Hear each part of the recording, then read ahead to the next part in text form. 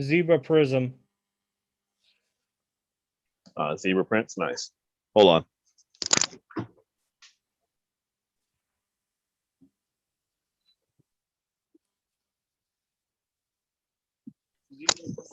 All right. Ooh, mute this. There we go.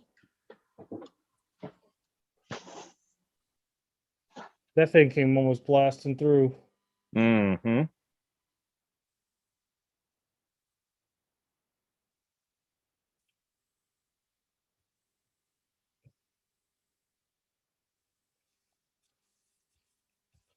Oh no, I got more than 2 gloves out. Shame on me. Where's the old box cutter? Oh, there it is.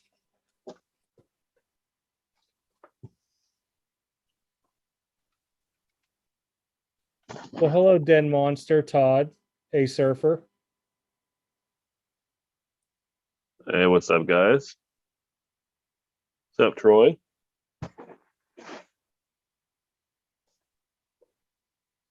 Did your Zoom go well last night there, Jacob?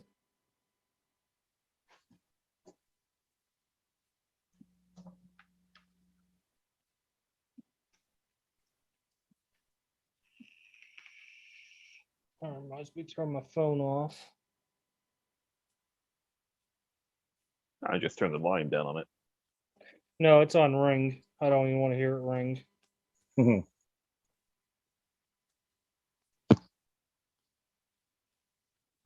What everybody getting here? I'm going to start opening up the select box so I can throw some stuff in the old store.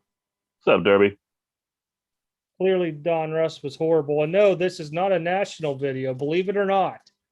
This had nothing to do with it.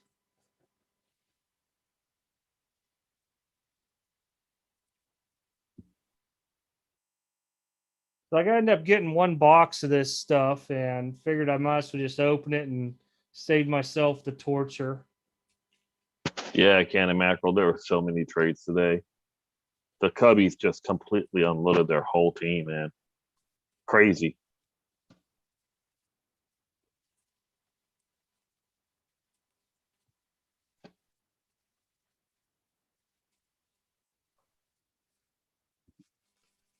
Why do I hear Jacob's like evil laugh because he's platted against you? I can hear his evil laugh. You don't need to plot against me. Hey, Magnus, what's up?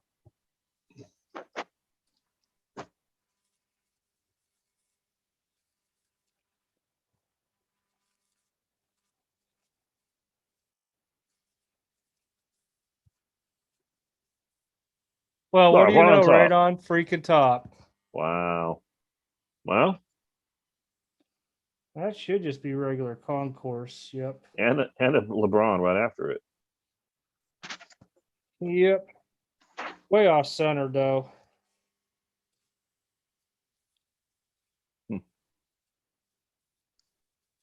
How bad off centered?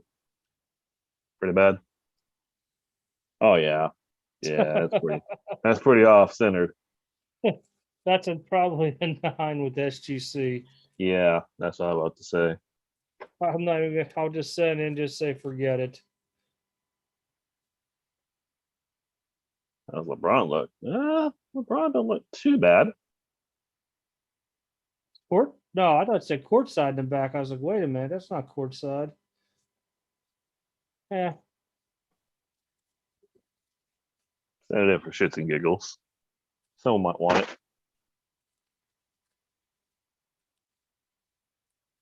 What's funny is I toss them in these things, and half the time they just go elsewhere. No, man, that's how much did that Super Mario sell for? 64? Ooh.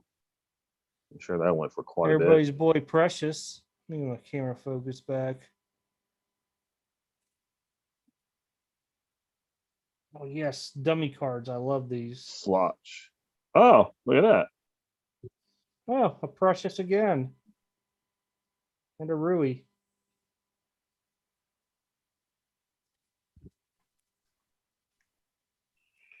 $1.5 million. Jesus. Wow. For the very first one? Mario Kart. Super Mario 64 on the Nintendo 64. Wow. Wow. That's insane. Another thick pack here. Oh, Yeah, he's wearing this OJ isotoners. you got this. I can move these here. That's my boy. Uh-oh, Uh, got something. is that auto? That might be an I don't auto. know. There's might be a relic. CRD. No, that's a signature. Oh, CRD. Cam Reddish. Dang. You had checklist up? Nope. I'm just thinking what the Hey, guy. whoa, not an auto. No, relic. I'm just trying to think of the. Well, I saw the SS and I figured select signatures too. I did too. I thought select signature, but then I was like CRD. I was like, I'm just going through Cam Reddish. I got it. You got a nice red. What's that? Red, white, and blue coming up. Yeah, but it's a bum. Is it a bum? Yeah, name Markel Fultz. Oh, It'll be topping rookie. Obi flopping. We're getting up there, premier level. Hey, Frank. Yeah, we're not going to do any. There's no rips tonight. No, I ain't No ripping breaks. out. No This is breaks. just me being bored for a minute. Letting This is a everybody pile in. personal box of his. You can watch how much I'm being an idiot on a box of select.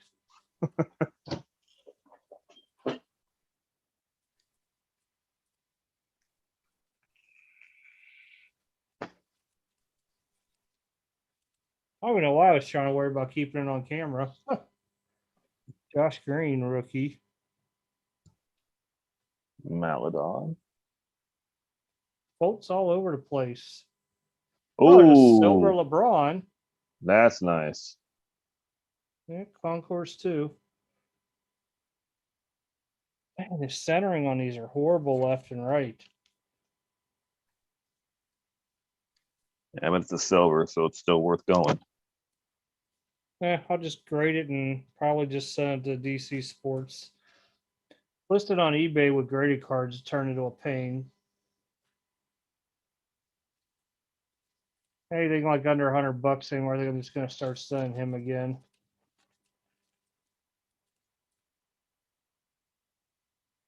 Whoa, Oh, you got a green? that's out of 5. Ooh. We're waiting. Ooh. I'm pretty sure it's the one that's out of 5. I hope it's an Anthony Edwards. It probably won't be. It'll probably be that guy there or freaking Fultz. Come on. Yeah, move, old dog.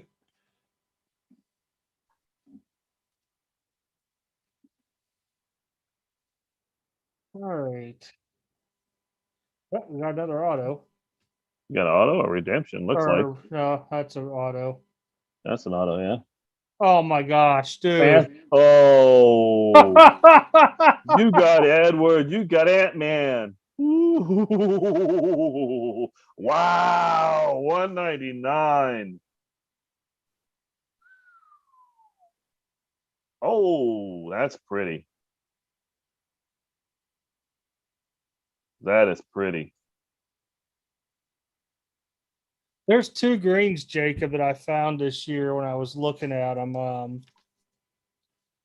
There's one out of 75. It's darker, I believe. I don't know. Have you opened any up today? Because I know there's ones out of 5 and one out of 75. I can't believe that's the first Anthony Edwards auto I pulled this year. Not like I opened a whole lot of basketball either. Nice, man. I paid for the box for sure. Uh-oh, Jacob. There's your boy. You want that, don't you? You I gonna know send that that no flight? is the what if he opened anything yet. Is Ant-Man going to PSA or Beckett? Oh, since I pulled it, probably PSA. Mm. I don't know. Starting bid at $1. Jacob, before I go any further, I picked up 3 of these. Oh, that's funny. You say that because I have the whole complete set of that. I'm going to get graded. Well, I'll tell you, the 10s of those went way up. They pretty much doubled in price. I have the A Rod, but I have the whole complete set. I'm going to get graded of that whole set. I think there's 12 of them in that set. Yep. I bought those like a year ago.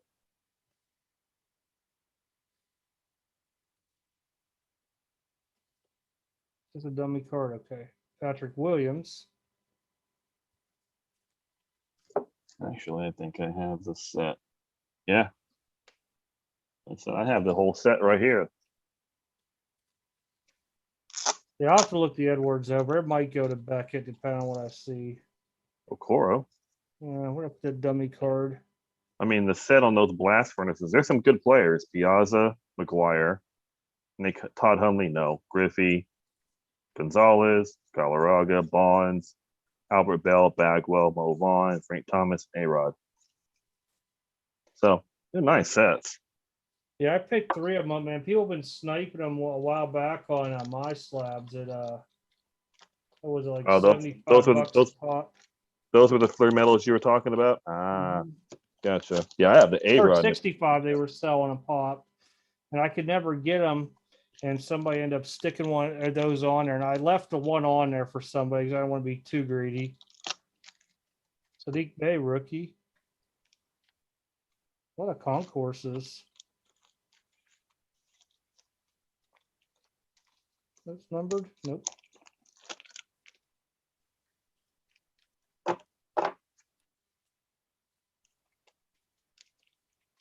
And this was going to go in a value for PSA, but by the time I get it back, it'll probably be like 2 years from now.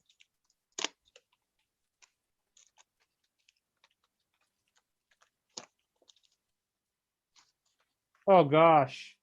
Wow, the back Uh-oh. part is nice. I know it's not going to be any kind of crazy variation though, or numbered on it. Daniels. Toru. That's courtside, Luca. Nice. I've only seen maybe 2 or 3 courtside this whole box. It's our first one. No, you had another one. You had another courtside. Can't remember who it was though. Maybe Ben Simmons. You had another courtside though in your box.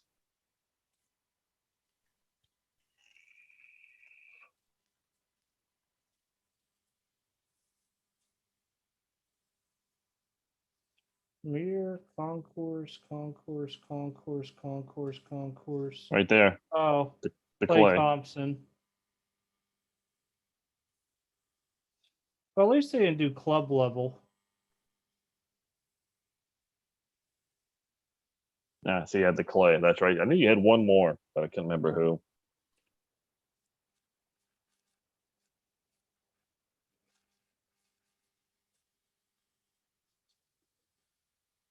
Oh, something in there.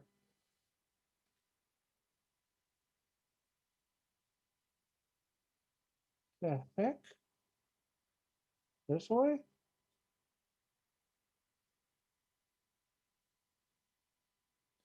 AZU. AZU.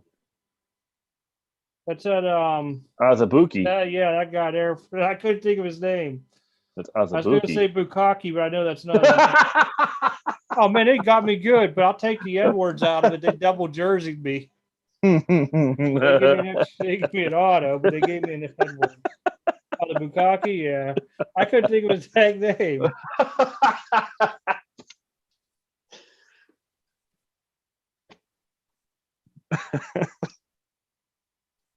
Oh, that's nice. What's the blue one?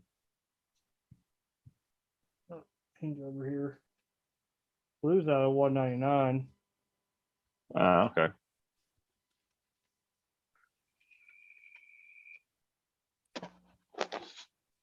You know what's funny though, Magnus? I was looking earlier, and I don't know why. Look at how much 89 Upper Deck product is on eBay, unopened wax now. Lots. Just shows you how much that stuff was produced back then. Now you ain't got to. Oh, there's something sparkly. Oh, B Toppin again. Oh yeah. Another comp. I'm gonna say concourse, right? Yeah. No, the other one was different. It might have been. It might always premier level. That's right. Jaden Scope. McDaniels. Scope.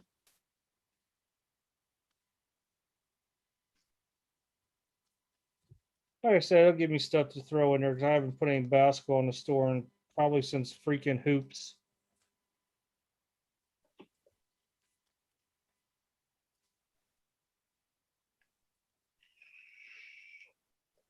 Yeah, but that 89 Griffey, it's not easy to get a 10 in those. No, but it just Especially- shows how much 89 upper deck was produced because there is a lot on there now. A lot. Like I said, they used to come to shows and just bring out, they'd have like an 800 count box of Griffies, ask you how much you want of them.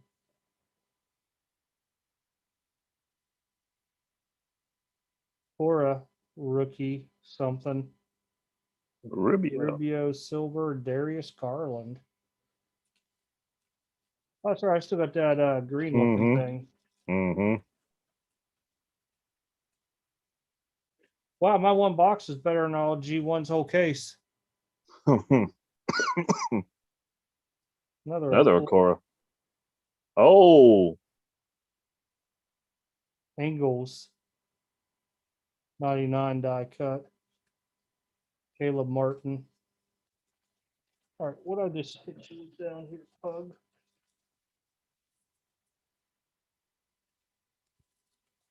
Yep, this will be it for select for me. Regardless if I'd have pulled the Edwards or not. oh, it helps with the Edwards.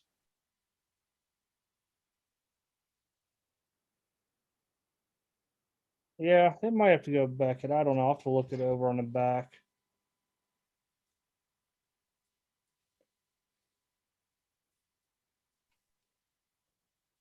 If I see a Whiting on, it's definitely going to have to go there. Better chance at 9.95 than coming back in 8.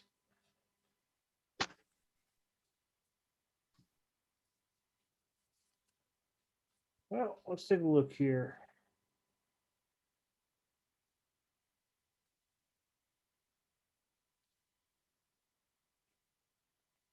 Go this way.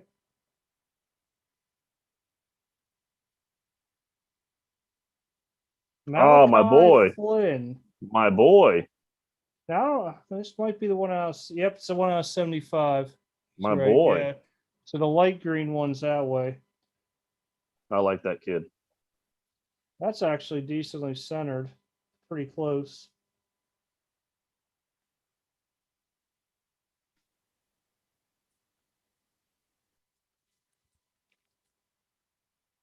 I'll be interested in that. Yeah, I'll let you know when it comes back from PSA next year. Sounds good. I'll let you know in a year if I'm still interested. You, of course.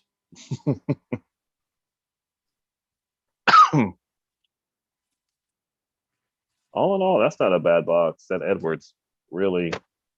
Oh, the Edwards saved the whole thing, to be honest. Well, the LeBron Silver was nice too. Oh, sticking these things in the wrong spot. So I mean, Okoro, Coro, Ingles orange, Obi flopping, McDaniel scope. Vasectomy. Yeah. Azubuki, Bukaki. same thing. Sadiq Mhm. Bey, another Okoro silver. Patrick Williams, another flopping topping. Cam Reddish jersey. Precious and Precious silver. Don't worry, I got this back here for you, there, monster. Just so I know to send it to you next time I send you something. Luca, courtside. Silver LeBron, base him. Malachi Flynn. And of course, the Edwards auto was nice. Mm-hmm.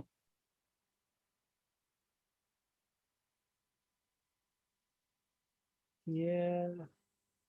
I don't know. I'll look it over. I know there's going to be whiting on the back, just it's thick. Not bad overall. No. I mean, the only thing that would really topped it if the Edwards would have been lower numbered, but I am not a greedy person at all.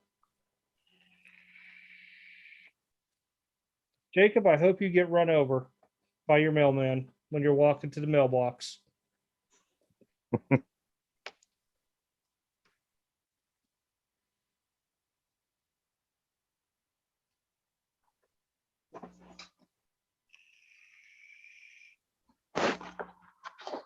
Yeah, I'm not going to talk anything about the COVID convention this weekend. Oh, and they got a big concert going on there too right now. I think Yeah, Lollapalooza is going on over there too right now. Yeah, So somebody was talking about that. It's just a cesspool right now over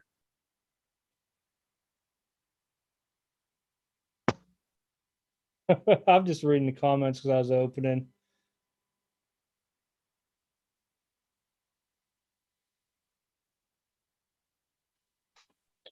Yeah, I'm way behind on doing stuff. I still got to put this stuff here on my slabs, the Zion, Tatis, Durant, LeBron. I haven't even sleeved those yet.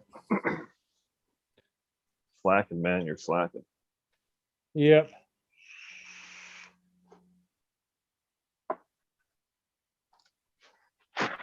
Give yourself a stranger. That's not really nice.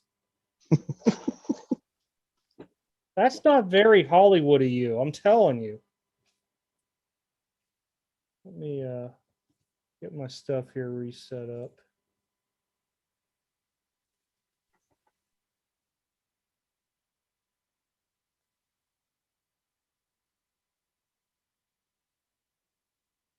I don't know where stuff's hiding out here. Yeah, I was surprised Austin Martin got traded too to the Twins. So they have him and Sabato from this last year's draft. So it'll be interesting what the Twins do with these guys now. Twins are going to be loaded with stuff. Jeez. So what do you think about sorry, I forgot yours. So what do you think about your Cleveland Guardians? Could have been worse. I mean, it's definitely not the worst team name in sports, but It's up there. mm, Reminds me of Guardians of the Galaxy and how I hate that movie. well, I wanted the Cleveland Spiders really bad. They could have had some really cool merchandise if they did the Spiders, but no. Hmm.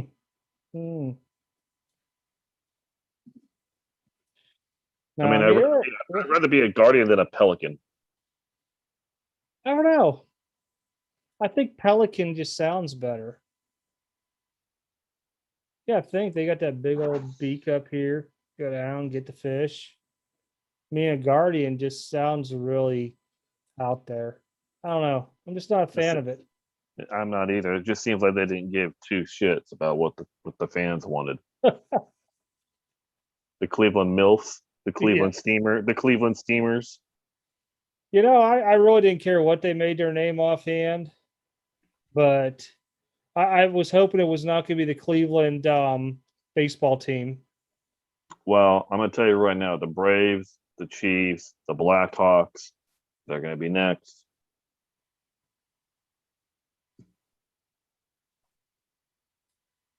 I don't know. I don't see the Chiefs doing it. I don't know. To me, the Indians didn't seem racist to me, but oh well. Next thing you know, like I said, the Cowboys will be next because who killed all the Indians? The Cowboys. We can't have that.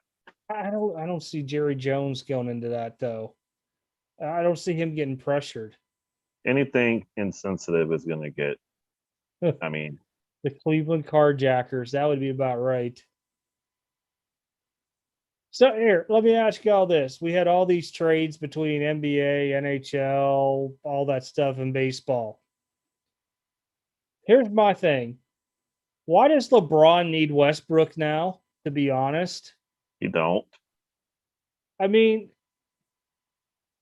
you got Anthony Davis. Now you got Westbrook. Are you saying you can't win without two superpowers on the team or whatever it is? Well, here's the thing. You got three players that got to have the ball. That ain't going to work. I mean, Russell Westbrook, he's a triple double machine, but he's a triple double machine when he's on teams that aren't doing great, even with Harden. You really think this is gonna help? No. I don't, because not one of them want to be the player on the team. They're all going to rely on each other. Now, I don't know. Westbrook can be a ball hog. So I don't know. I just think it's funny that he couldn't win with AD. Now they went out and pretty much capped themselves to just have a nose three on a team, because like LeBron is like 40 million and or something like that, and Westbrook's over 40, I think like 42-ish. I think AD's like 24, 25 million. Oh, their bench is gonna be horrible. It's Oh, gonna be horrible. These guys can't play all 48 minutes of the game. They're gonna be so damn broke down. I mean, if they haven't learned anything, look at the Nets. They had Harden, Durant, and Irving. How often were all three healthy? I mean, that just comes out to play. You're spending all that money on that stuff. I mean, I don't think having those three on a team is going to be the solution. Theodore, I actually wasn't surprised Trevor Story wasn't traded. He was a compensatory pick, actually, so he wasn't a very expensive pick when the Rockies got him. And he's still on a very friendly contract right now. And I think the Rockies just wanted way too much for him, and they weren't going to get it. So to me, they got rid of Arenado. Who else they got besides Arenado? It's just Story. They were smart. They would just keep Story and try and build around a little bit. Yeah, it might be 44 for him. I can't. I know it's over 40, but I mean, I'll give it this much: Westbrook is going to be their drive, their determination out there, because I don't see LeBron having any drive or determination when he plays. Very not for the full game, not going out to. He might do it for a quarter or two, but not for a full game in every game. The same with Davis offhand. Westbrook might be a little bit of a game changer, but I was just in shock by it all. I mean, the biggest thing I thought I was really in shock at of all the trades was Toronto getting rid of Austin Martin to Mm-hmm. Minnesota, who already has Royce Lewis, who at shortstop. Now, Martin is also slotted in the outfield. He's supposed to be able to play too. But I was just surprised they gave up that high of a draft pick that they picked to grab a hold of a pitcher. Was it But Barrios they got? yeah, and you got to remember they still got Aaron Sabato too, who they drafted in the same draft. So they ended up getting Austin Martin and Aaron Sabato now. And Sabato is then shortstop? Sabato's an outfielder, I think, or a first baseman. But I mean, Byron Buxton's on the trading block for next year. I mean, he was on the trading block this year. They're not going to keep him, so that's going to open that up. They'll have him, but they got Kirilov still. They still got Brent Rooker. They still got Trevor Lawrence who's there. Now they got Sabato and Martin. I mean, they've got some pieces. I don't know. I I mean, don't ever kudos. see the Twins being great with them. I mean, kudos for the Twins for pulling that off. I mean, you gave up Barrios, but I give the Twins all the credit in the world to be able to get Austin Martin out of that deal. They stole him. Well, who Madrigal left out of the White Sox to somebody? Who was it? The Cubs. He went to the Cubs for Oh, he Greg went to the Kimbrell. Cubs. Yeah, the Cubs and White Sox made that trade, and he went to the Cubbies. He went to the other side of town. I didn't follow a whole lot of the trades the last 2 days. I mean, that one there got me good. And then, I mean, the Cubs getting rid of pretty much their whole team. And I'm really surprised the Nationals got rid of everybody but Soto. I mean, that's pretty much it. Can you imagine being Juan Soto and everybody else is gone? I mean, do you really think that guy's going to sign for years afterwards now? And the Cubs, they got Pete Crow Armstrong from the Mets for Javi Baez. The Cubs got Nick Madrigal from the White Sox. Who they get for Rizzo? Oh, they got Alcantara, Kelvin Alcantara from the Yankees for Rizzo. So there's the Cubs were stockpiling some prospects, man. They're stockpiling some young talent. Oh, they really went into rebuild mode. I'm not gonna even nothing Big going time. around that. Yeah, kind of crazy though with some of this stuff. I mean, Well, Austin Martins, he's in Double A right now. He didn't even go to Low A or High A. He's in Double A. They're fast tracking Austin Martin. yeah, but I know Royce Lewis, didn't he get hurt this year? Yep, and he's done for the year.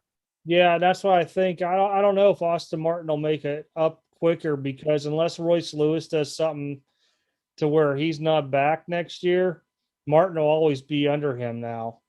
But Martin can play outfield. They'll put him in the outfield.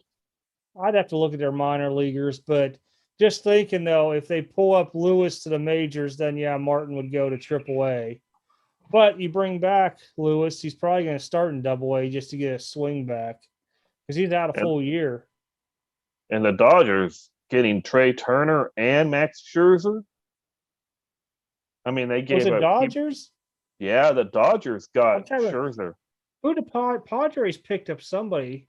The Padres picked up Adam Frazier, and they picked up another pitcher, but it wasn't like massive caliber. But Scherzer went to the Dodgers. With Scherzer and Trey Turner both went to the Dodgers because they're going to put Corey Seager at short, and they're going to put Trey Turner at second. Huh. Yeah, I remember the Adam Frazier trade because that was like Pittsburgh's only gleaming hope besides Key Brian Hayes in that team, and a little bit with Reynolds right now. Mm-hmm. As soon as you start doing something pretty well with Pittsburgh, they're just going to trade you.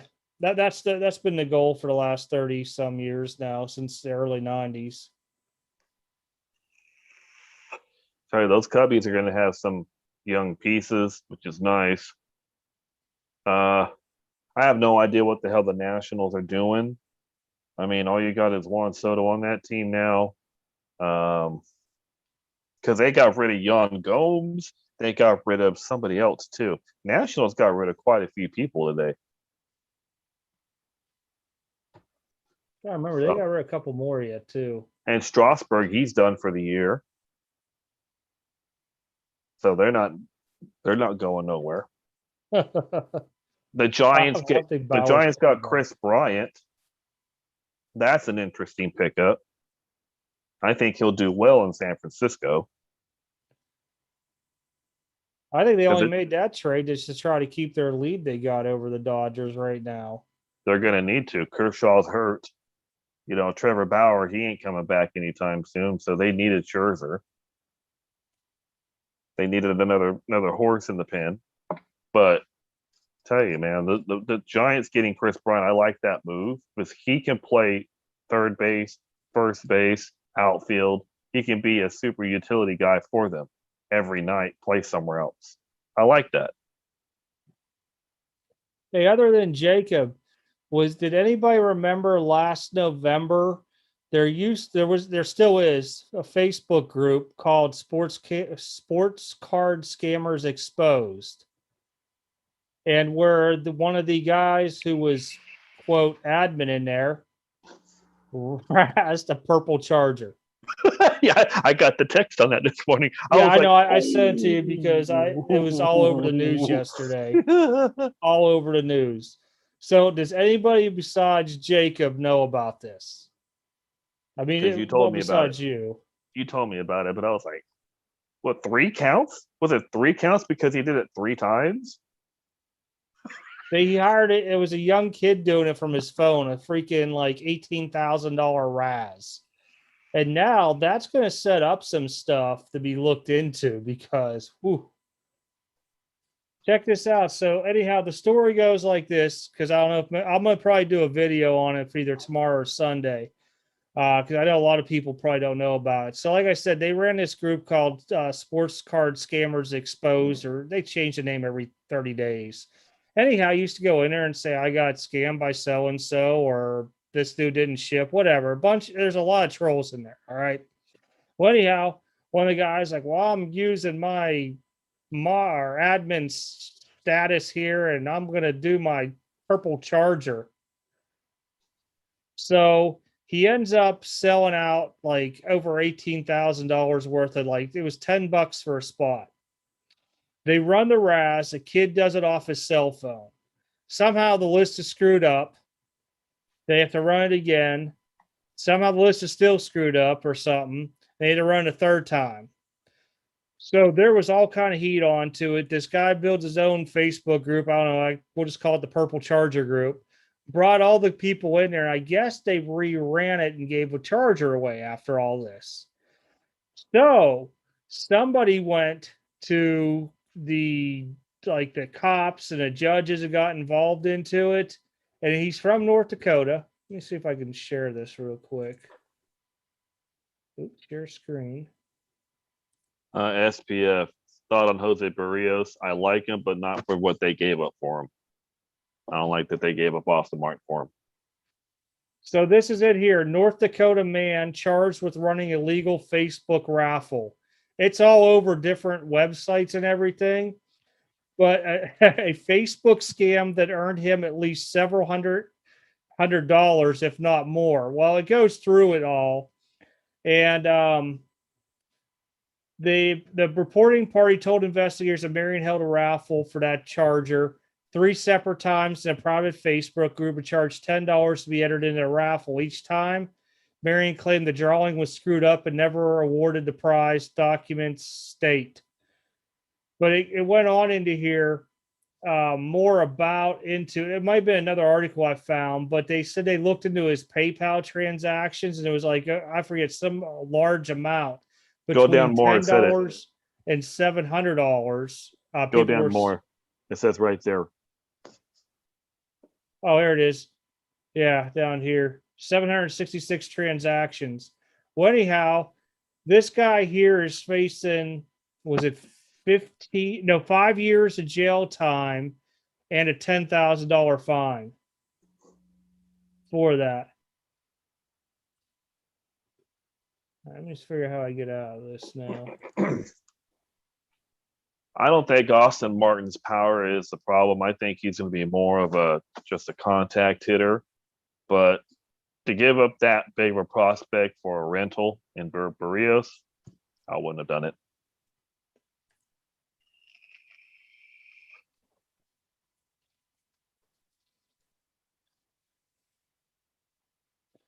But yeah, that was like the big news that came across yesterday. I mean, it was everywhere.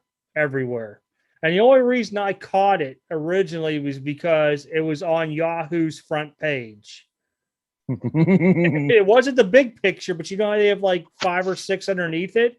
It was underneath there. And I'm like, I would run a Raz on Facebook to see this. And it didn't really catch it, right? And as soon as I pulled it up and I saw the charger, I was like, oh, this is bad, because there's a lot of actual private Facebook groups out there that do their own thing. We're just going to say, I don't know now if Facebook's going to start like going into these private groups and checking on that stuff, because you can really get tossed up into that stuff. I'm going to be curious what the outcome is, because the outcome is going to be posted all over the news or whatever it may be. Because I am almost positive he did rerun it finally, that contest, and somebody won that charger, and it was over Kelly Blue Book value of what he collected. And that's the other issue with the gaming in North Dakota on it, I believe, that you could only have total amount of ticket sales to equal whatever the value is of it. So you can't say like, oh, well, I got 30,000 in ticket entries for my car and it's only valued, say, 13,000. But crazy stuff out there.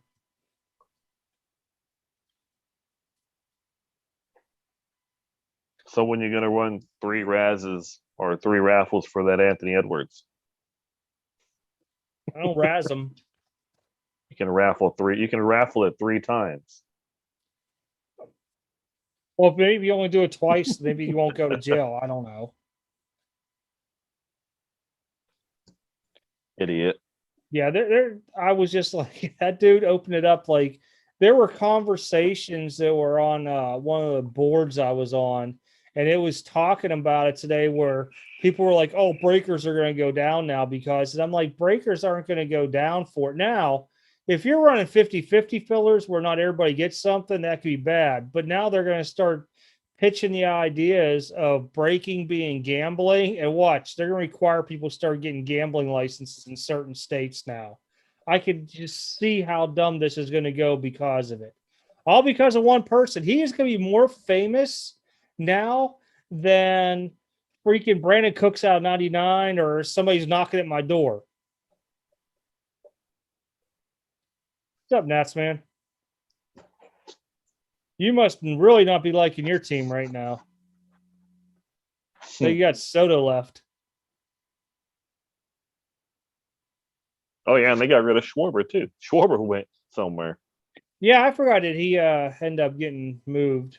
He's hurt, but he got shipped too. Yeah.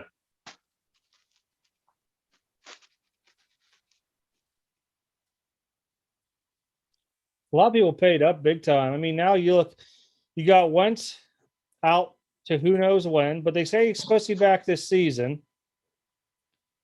I think that boy's been fragile since he took that knock a long time ago.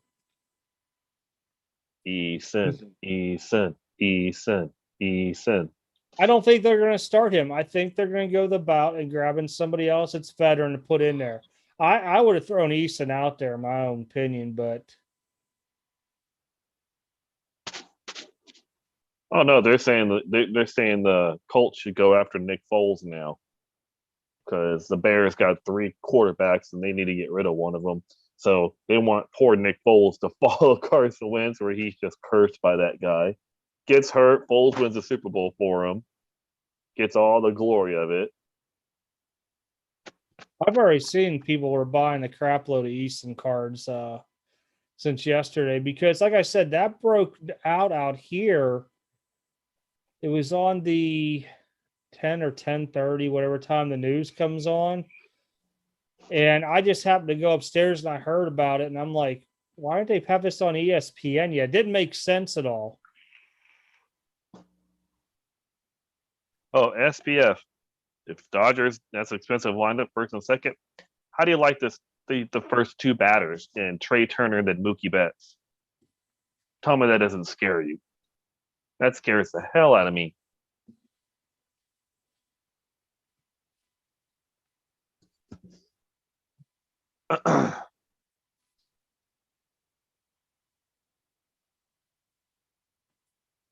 Oh no, hell no! Trey Turner is going to take second base, Nats man. Lux is going to take a back seat. No, Trey Turner is a way better player than Lux. Turner's an all-star. You're not going to sit him. You're not going to let him ride the bench. Well, this is really Lux's first year too. Lux's first full year, yeah. But Lux, he keeps on getting hurt. You put Trey Turner at second. You put Corey Seager, who's coming back off injury, back at short.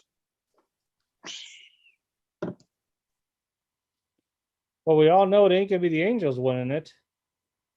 No. They can't even win a playoff game right now with the old Trouty. Well, Trout and Ohtani, they got no pitching. Upton's not what he used to be anymore. Joe Adell's still sitting in the minors, which I don't understand. They just need to bring him up. You ain't got nothing to lose. Start the clock on him. Bring up Adell. Might as well.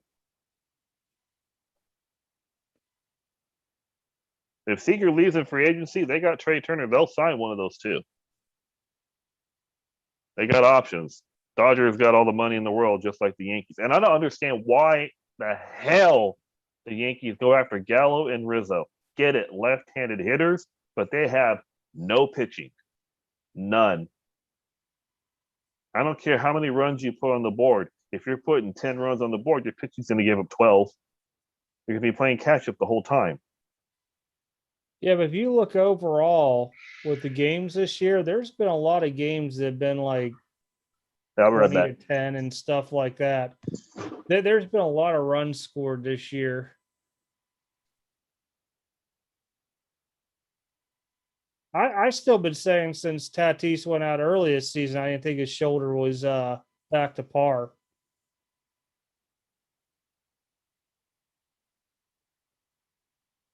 I guarantee you, when as soon as the off season comes, he's in surgery.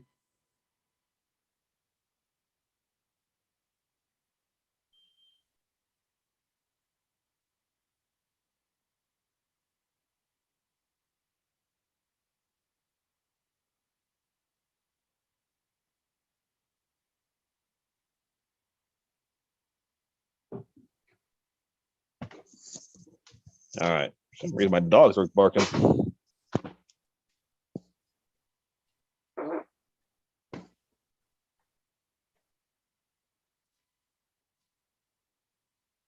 I'll be honest, I'm not going to be a fan of Bowman draft this year.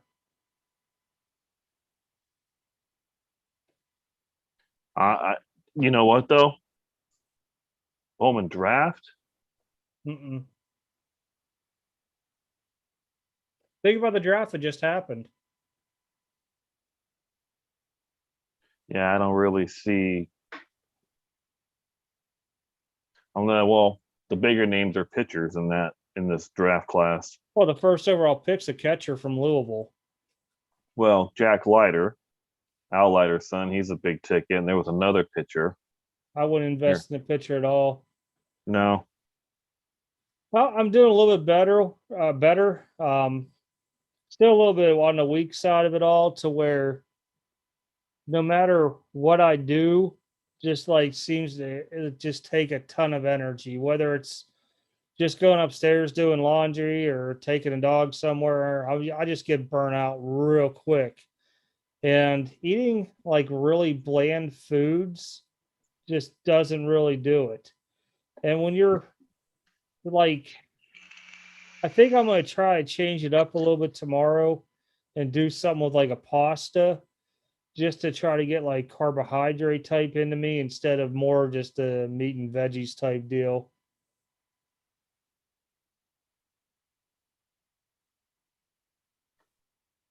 What do you think about the basketball draft that happened last night? I was surprised the guy from my area went number 2. I was like, whoa.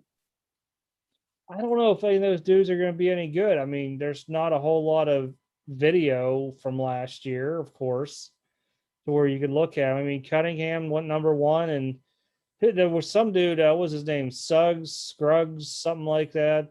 Yeah. He went to. I think the Magic got him like with a 6th, 7th pick somehow. Yeah. All I know is Toronto should have taken him, and they passed, and I was in shock, and that was about it. Like I said, I'm surprised the guy from Fresno State, which is literally 40 minutes away from where I am, went number 2. No, not even Fresno State. He's a high schooler, I think, 17-year-old, I think. I was like, wow. To release complete set. You talking about the Bowman?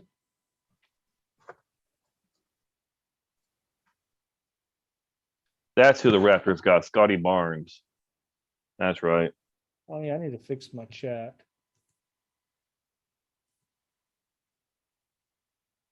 There we go. That's what it was. Suggs. I can't remember. I was like, Suggs is a football player, and I'm like, maybe it was like Scuggs or Shrugs or something. But yeah, Suggs.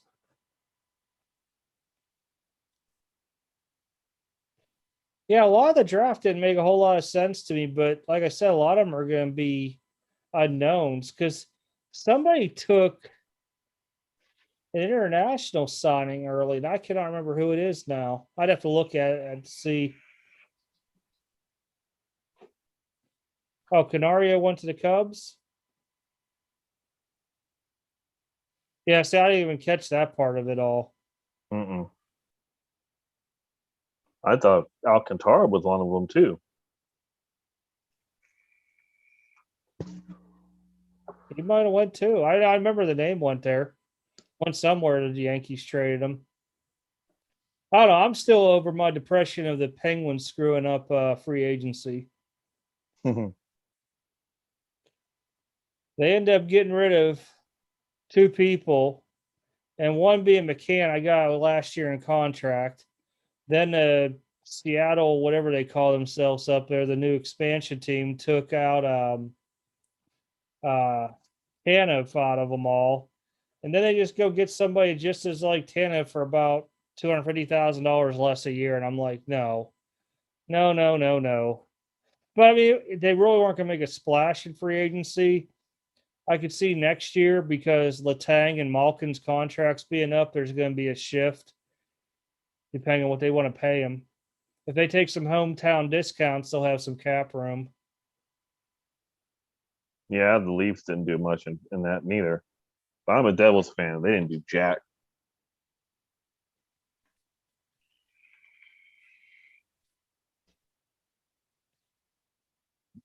What's the other? It's not Lonzo or Lamella. What's the third long? What's the third bald kid's name? LiAngelo. Leangelo. Yeah, like I said, like he said, they're probably going to sign him to the G League. The Hornets will. Oh, speaking of the balls, we'll go with LaMelo type.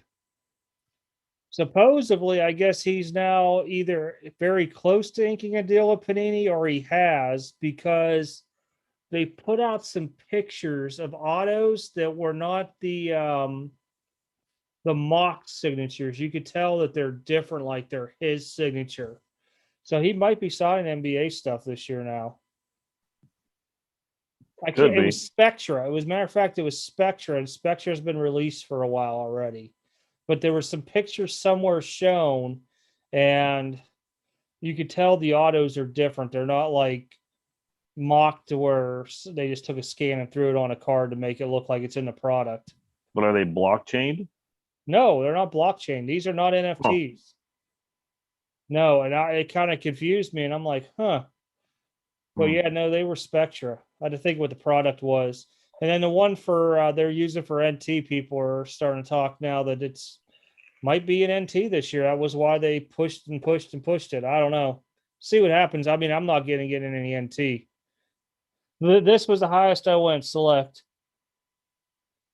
Oh, I got my LaMelo, so we'll see.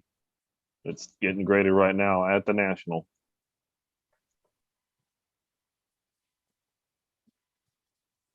But if I wanted to get one, I wanted to get one that was low numbered and a nice one. I didn't want to get a Prism draft one.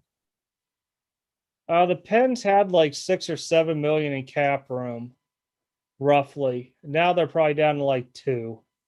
It wasn't a whole lot.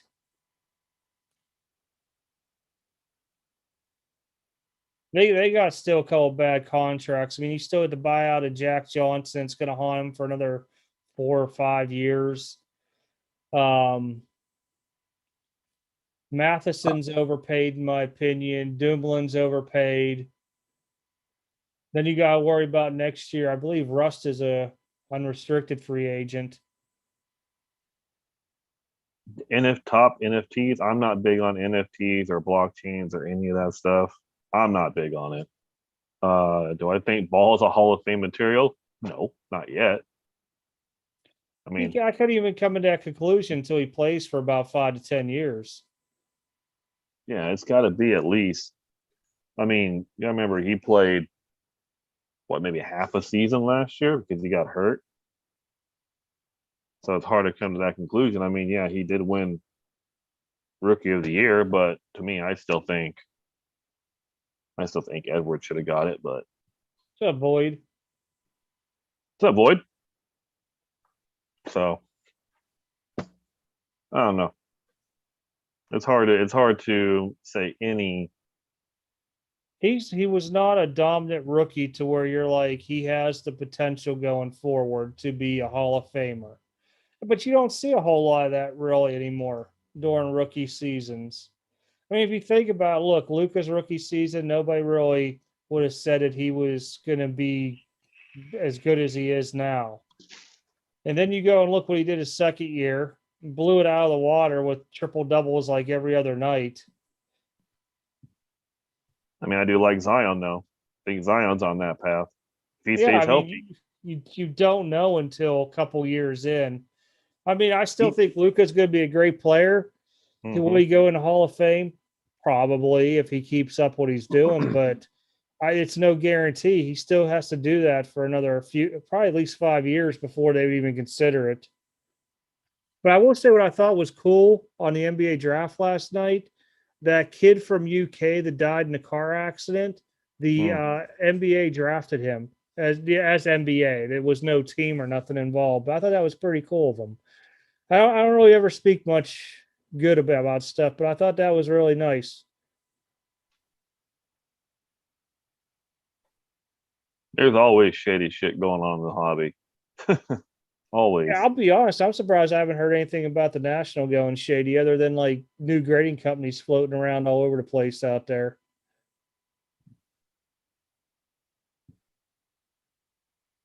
Hmm. Oh wow, I gotta try to read that there.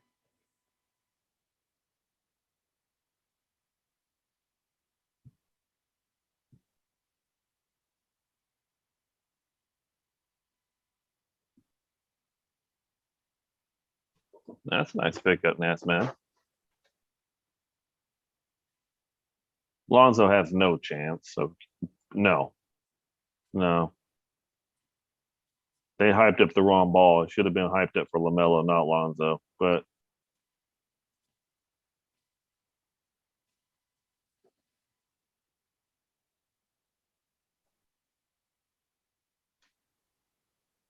I'm kind of glad I didn't go to the National. It's just I don't know. I've seen some videos and just like kind of like, eh. To me, like I said, it's a national COVID convention. I would not go this year regardless. I don't know. The whole city of Chicago is COVID central right now. Like I said, Lollapalooza's going on. Well, the other thing is, I heard that if you were lucky to get into one hotel down there, there's like a bridge that goes into the Yeah, convention center. So if you got in that, I don't think theft was a big key thing out there, but I really started thinking about why do these guys hold stuff in cities like that, like Chicago, Cleveland, even Atlantic City. I mean, to me, if I was going to hold the net, I'm thinking like back in the old days too, when we used to call it. There was the expos. I don't even know if they still run expos or not. They used to be real big in Canada. Then they would float down. Used to be like spring, summer, and fall, if I remember right. Expos, but if you're going to hold something somewhere that's going to have that's used to having stuff like that, I would look at like Vegas or something. I mean, honestly, I would look at Vegas. I would look at San Francisco. I'd look at Dallas since they already have the Dallas shows every other couple months. the You can Dallas have show one. though, it couldn't host a national. They need something bigger down there to do it in. I mean, if I was them, I would try to do it East Coast one year, and then I'd float it like somewhere. So I don't know what you want to call it, Central and then Western, and then float it between all three areas. But if you look at it, the Nationals pretty much always been programmed East Coast, kind of Hmm. in a way. I mean, even if you count Chicago into it, I know there's Central Time and all that, but it's been I, years. I mean, they used to. I think it used to be. Yeah, it came to down in Atlanta one year. The National. I want to say that was early 2000s. I'm pretty sure. I'd have to go back and look because they put all that money in for the Olympics. And I remember the National coming down in there at one time frame. I think Frisco would be a good place. Like Nat says, Orlando. You can have it at Disney World. Yeah, even something like Orlando. Hmm. Because my idea is this: most people, if you're married, if you're lucky, your wife and kids will let you leave for a week. But if you could somehow tweak it into a family vacation, it would be a little bit better for a lot of people.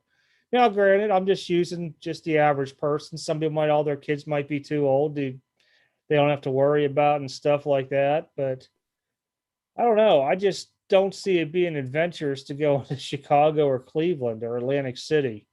I'm surprised they haven't done LA. I think they're staying away from the West Coast for some reason with the whole thing. I don't understand why. LA would be perfect for a family vacation. Husband goes to the car show, kids can go to Disneyland. They go to Knott's Berry Farm, Universal Studios. There's all kinds of things to do in LA. San Francisco, they can go to what do you call? They can go to Great America. They can go to all kinds of places. Pier 39. They can go to the aquarium. There's all kinds of stuff.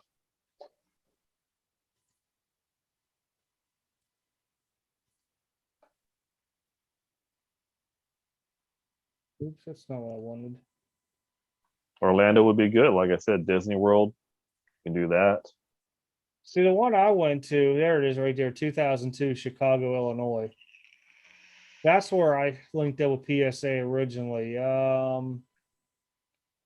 It went back then, it was Cleveland, Chicago, Atlantic City, Cleveland, Chicago. Anaheim did hold it in 2006. Cleveland, Chicago, Cleveland. Baltimore held it in 10. Chicago, Baltimore, Chicago, Cleveland. I thought Atlanta had it somewhere at one time. Oh, they did. It was in 99. I was off. Yeah, 99 they had it. They say there was the lowest attendance since the 80s when they held it in Atlanta. Yeah. No, Anaheim's not bad. Anaheim's kind of like that's deeper into LA. When you get in LA, it's about an hour drive in LA to get to Anaheim. Hell, even if you did in San Diego, that'd be a good one. Well, just look at they used to have it in California. Well, LA held the first one, then it went to Detroit, St. Louis, then Chicago, somewhere in New Jersey that I'm not even going to try to say. It looks like it says Parsippany or something like that. Then Anaheim, Dallas, San Fran, Atlantic City. Then it started going Chicago, Dallas, Anaheim, Atlanta. And I mean, I understand they want to try to keep it to where there's an international airport in a way too. But oh, yeah, I never seen one in Roanoke. That's what I was looking at. The only thing I see is Maryland. I don't remember Virginia ever holding one. Could have been an expo there. Surprised New York has never done it.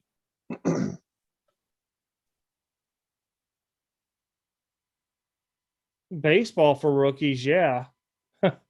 It's really going to kill update and Topps Chrome. I could tell you Series 1 next year is going to be Wander Franco's actual rookie. And I'm not excited for that. they are actually asking how much product we want for next year. It's not like this is what you're getting. So I don't know. It's going to be kind of different. Update is going to be bananas this year with all these trades. Even with the trades, though, I don't know who they're going to put in update for rookie cards. That Dodger dude, maybe, which is McKinstry or something like that. Zach McKinstry. He's in Series 2. Oh, he wasn't too? Yeah, because I pulled, you have my card. I pulled a advanced stats rookie at a 399. He's in Series 2. Well, then I don't know who will be an update. I was there thinking about that the other day, and I was like, who the heck is going to be an update this year that's going to push some prices? But update, there's not going to be anybody to push prices. You'll see like Andrew Vaughn because he wasn't in Series 2. You'll see like that Mercedes kid from the White Sox who was hot at the beginning and he never got a Series 2 card. You'll probably see Kalenic because he's now up. You'll see try and think if there's anybody else.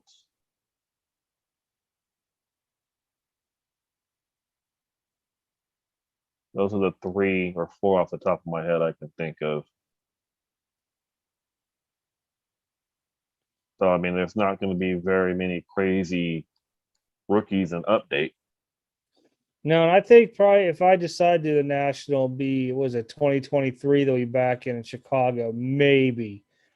But I think for me, maybe a Dallas show before that. I don't know. I'll have to really think about it. I've been to the national before. It's probably been, probably maybe 10 years or so. But I'll tell you this much: they're more crowded now, and I don't know. I'm not a person that likes to be in super crowded areas after being deployed so much, so that kind of throws me out. Mercedes was talking about retiring, but he's sticking in it. He was going to retire yesterday, and he said no. Yeah, Jonathan India, he's another guy who'll get a card. He don't have one out yet. Yeah, India. There's going to be some rookies, but nothing like who's even going to be rookie of the year this year? I can't even think who'd be rookie of the year in baseball. I haven't watched enough to even be able to tell you. I mean, same way they say Kelnick and Franco, when the price is going to plummet. They already are. 2 to 3 years after they've given up all hope. People have too much invested in it right now. They'll dip a little bit right now, but 2, 3 years.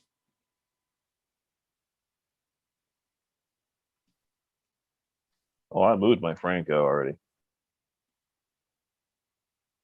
I think Jacob's still sitting on that gold Franco. Or no, he had the gold Dominguez, something like that. I can't remember which one he pulled now. He had a gold of something. One of the two. I have one Franco. I have the Bowman Chrome rookie auto.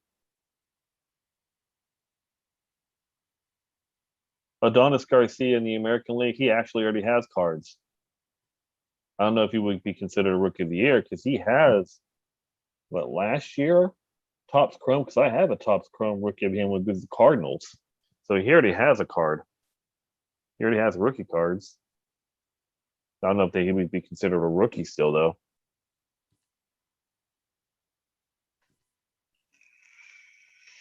He's got the gold, Jason. Jacob said. Okay, I knew he had one of the two. Yeah, he's got the I'm gold. just Dominguez. looking because he said Kelnick had a game today. I just happened to look at Wander Franco 2 for 4 tonight. Where is there's Seattle? They played Texas. I'm surprised Baltimore hasn't brought up Adley Rushman yet. I'm surprised on that. Homer, 4 ribbies, 2 runs. Hey, he's batting 122 now. It's doing better.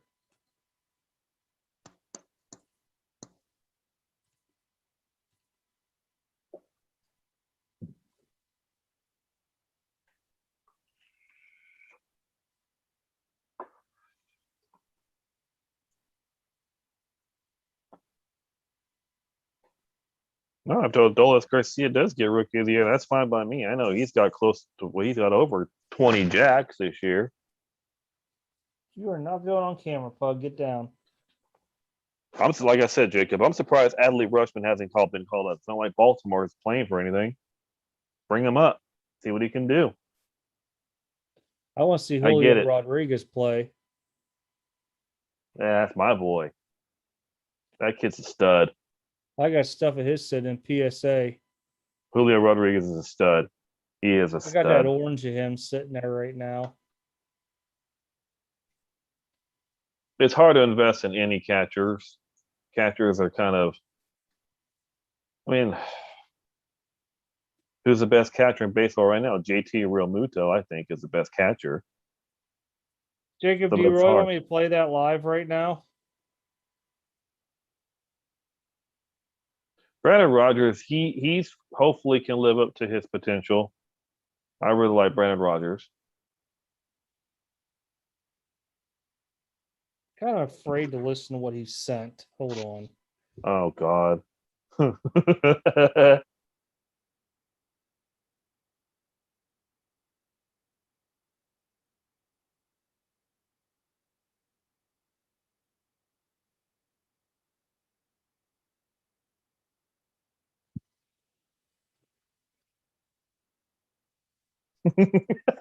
Oh my gosh.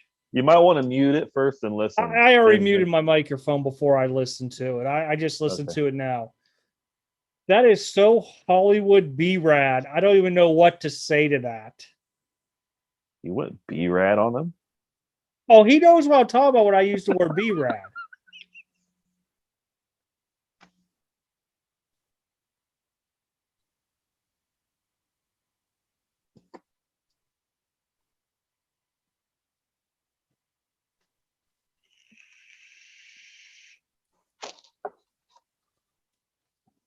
The next time I go to National, and bring Jacob with me. That'll be interesting. You'll probably go for a He good won't 2 go. hours. He won't 2 go. hours, then you'll get kicked out. No, he won't go. No, because he can't smoke in there. One, he won't go on the airplane. He won't even make it through the airplane flight. I don't even think he'd make it through the airport. He is probably the one person that I will say comes close to my way of looking at crowds. And that I'm being censored.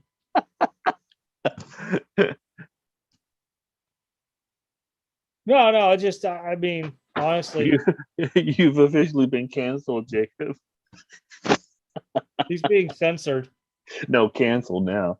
Oh, he put canceled on there? No, he put censored, but Oh, we're canceling him out.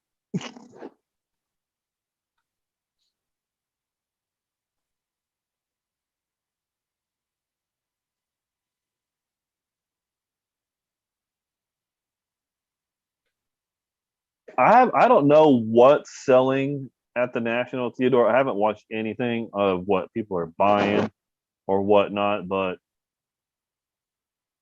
there's no telling. I couldn't either.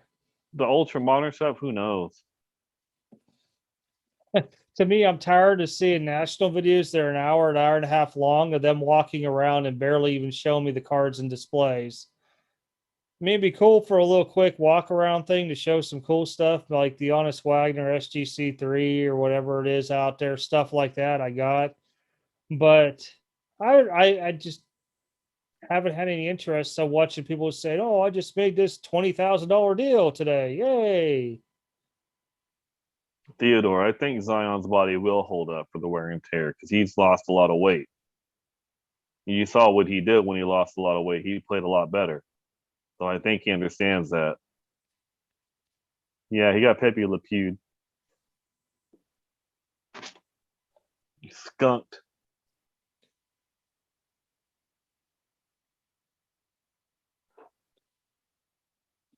Jacob, if you go to the National with me in 2023, I will get a shirt that says Hollywood Den. And then the next day I'll wear a shirt that says B Rad or something onto it with B Rad, something crazy.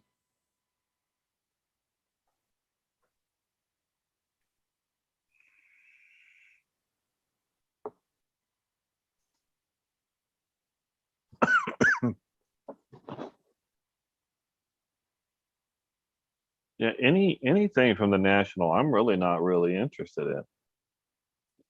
Oh, I can't watch a Jeff Wilson video. I'm sorry that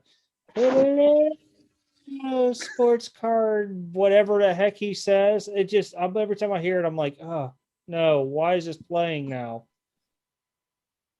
I don't know. I know he purchased the BBCE's Dream Team set autographed. That's rare because it's hard to find Stockton autographs, and there's another one it's hard to find. But he had the whole set. I want to say it was 92 hoops. Skybox. That's the only thing I know of him.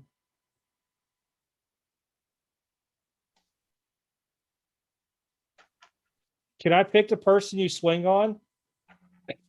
B-Rat.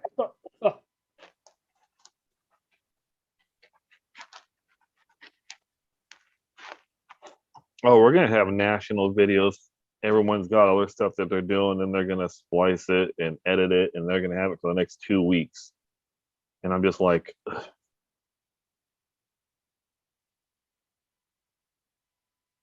Let me tell you the one thing that I hate, Nats, man. I will find people be like, I just purchased this great whatever at the National, and they'll be like, it'll be in my next video. And you'll go watch it. It's not in there. 10 videos later, still not in there. You don't even know what they bought.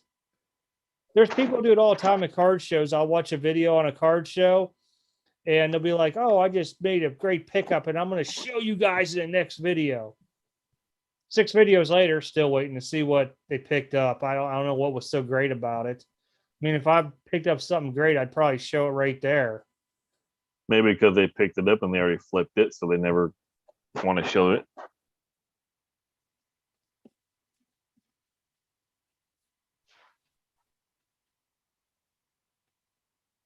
Was he in Ziggy's chat?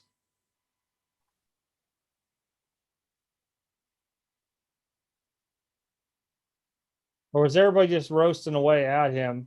and him not being present.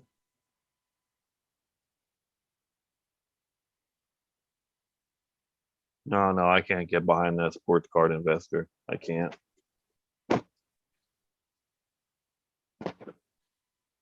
There's just something about him. Remember when I told you that I saw a picture of somebody and I said that's somewhere and I would not let my kids go trick or treating to their house? Oh, Jacob's house? Not Jacob's house. I'd let him go to Jacob's house. I mean, he'd probably give him cigarettes and beer, but I'd be still cool with that. Yeah, actually, Jacob probably give him baseball cards or something. Probably No, give him no, a pack. no. It's the other guy. I don't want to mention a name, but he kind of reminds me of a person I'd be like, don't be playing with that man's kids. You're grounded. Don't bring him here. I don't want him here. It would just be that like little kid who comes to your house to visit your kids that's just annoying. And not like a good annoying, like a bad annoying.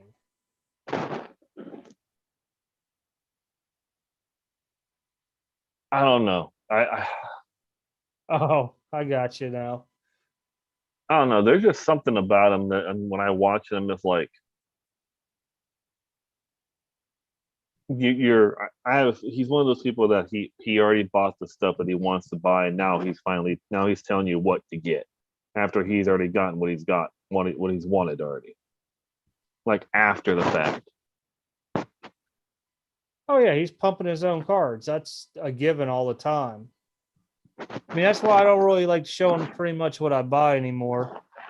I mean, the Griffey thing was just here and sitting on my table, but the other stuff that I've purchased, I just don't want to show because I don't want people going out there and buying it because it's something I bought into.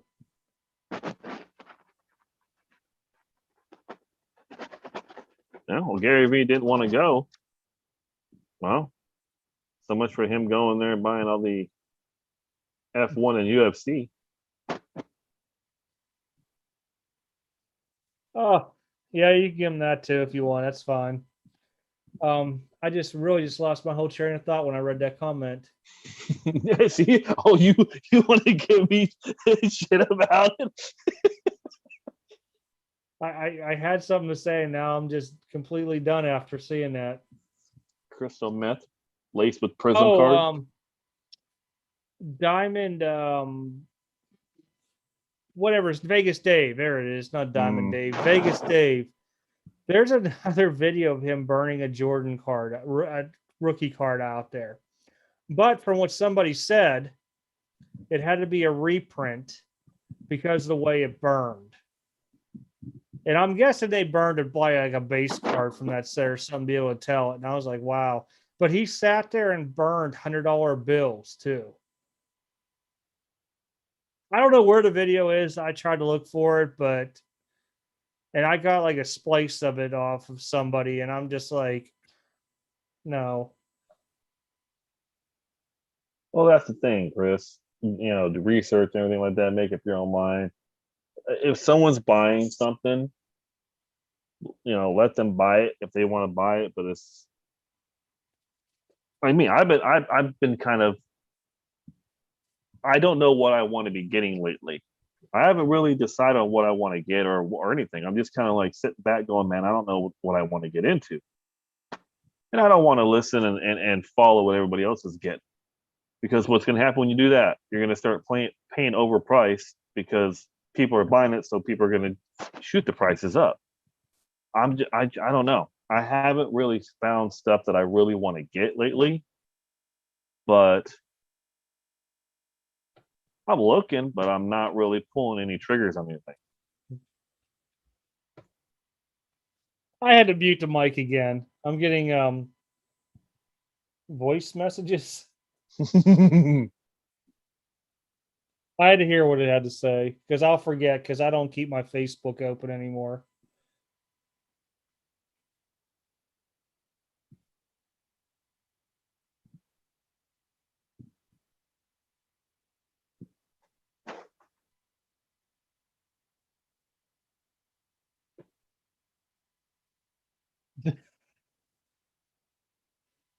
Yeah, I need to start picking up some more cards that you own, Jacob, so you can lose some more value. I'm gonna have to start picking up some Trey Youngs, Some Griffies.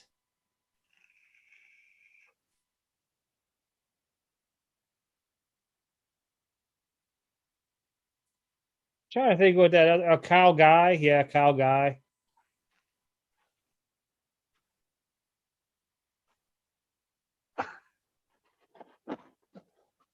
I was going to go to that show in Vegas in October, but I'm probably not going to go. I'm debating on it right now. More than likely, it's probably not going to go, and I'm just going to go to the big one down in Nashville, September 25th. Yeah. I was going to go that one in Vegas, but I'm just, the more I think about it, the more I'm like, hell, it might not even go on right now with all the stuff going on. It may get shut down.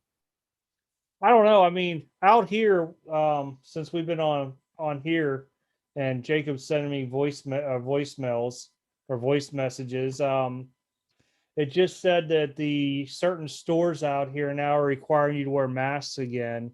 Yep. And Kentucky has gotten bad, real bad with the Delta strain, especially my county. It was like the first to go red. Even Louisville is not completely red yet. I think they're orange or something like that.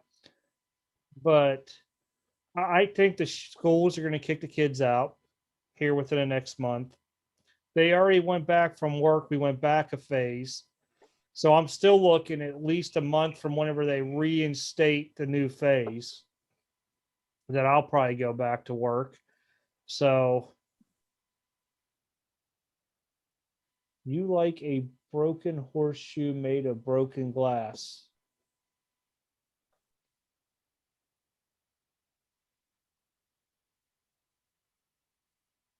They're Huh. nuking Vegas in 5 weeks. I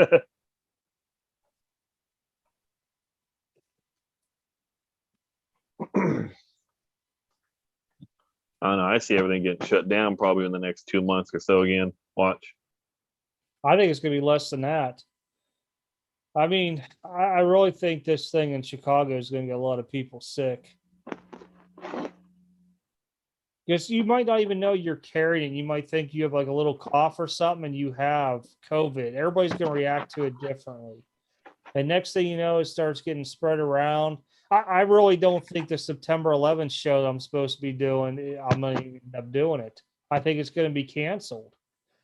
I don't see any of those happening.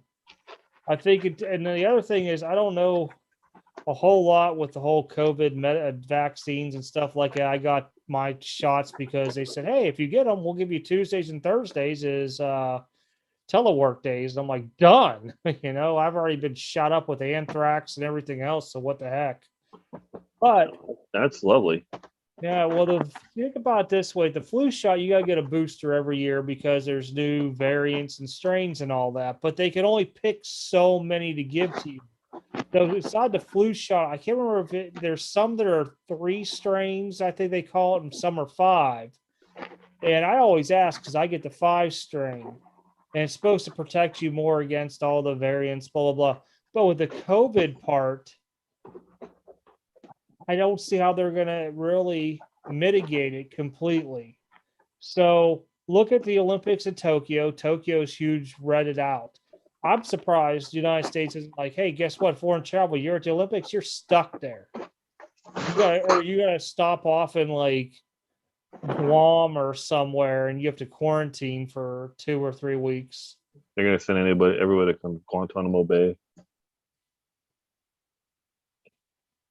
See, I've never gotten the flu shot. I am bad luck. I mean, just look, every time I freaking get into a random team break with you, I must just say combo team. As long as Taco Bell is still around, I'm okay. Hey, as long as you still got Grubhub and Taco Bell, we're good. It don't matter.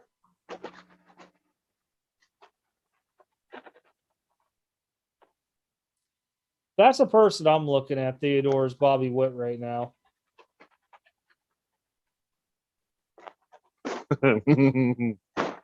Hey, that sticky gel was for medical use only, all right? That was supposed to be between me and you. Really, I haven't had any places want proof of vaccine to eat or enter. I haven't had that here yet. I have. On post, if they have people out now saying if you don't have a mask on, like where's your now it's all back to masks as of I guess Yeah. today. But if you got caught without it, they kicked you out. If you were active duty, you were getting disciplined for not having either of those on you. But I went to Walgreens and walked in, said you didn't have to have a mask, whatever. This is probably about 2 weeks ago. And they asked me if I had my shot record. I said, yeah, it's on my phone, pulled the picture up, showed them. She said, okay, you're good. Go ahead, continue on. I'm like, what? I just look like I got COVID? I'm like, I had no idea. But I also seen her do it to some other people walking in too. So they can't ask you for that.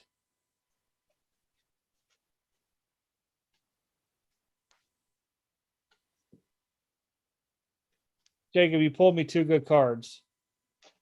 I won't lie. The Zion and the Klay Thompson booklet.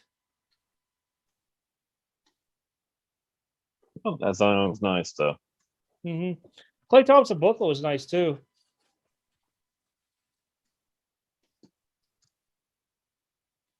But remember, Jacob, you're not remembered for all the good stuff you pull me. It's for all the bad stuff. You're a breaker. You know this.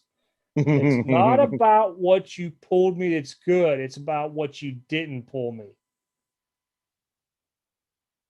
Hey, Greg. Yeah, no, I'm not very many people wear masks where I live right now.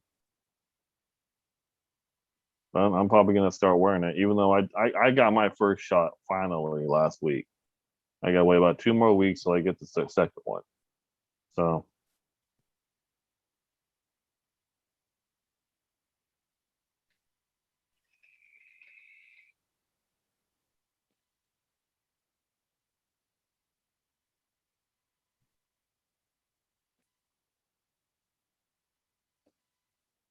See, you only remember the good stuff. You don't remember the bad stuff of like taking two spots in random teams and getting double combo teamed. Double combo teamed.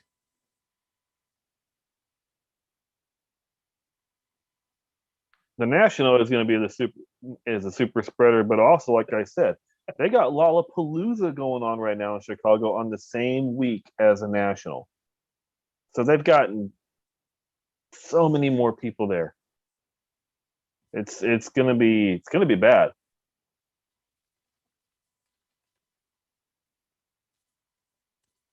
Hey, in all serious though, guys, I do mess with Jacob a lot, and he messes with me. But he is a breaker. If you guys are interested in really good prices, there you go.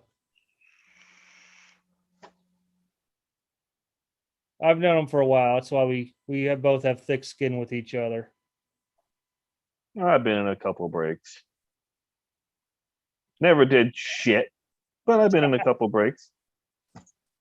No, I ain't gonna lie. He's done well for me at times. He's done bad for me at times, but that's the gamble you take. Yeah. Yep. If breaking was easy, then everybody would be on it. So you know how you get to Jacob? You kill him with kindness. So me saying that Jacob's the best breaker in the world. He is. Mm-hmm.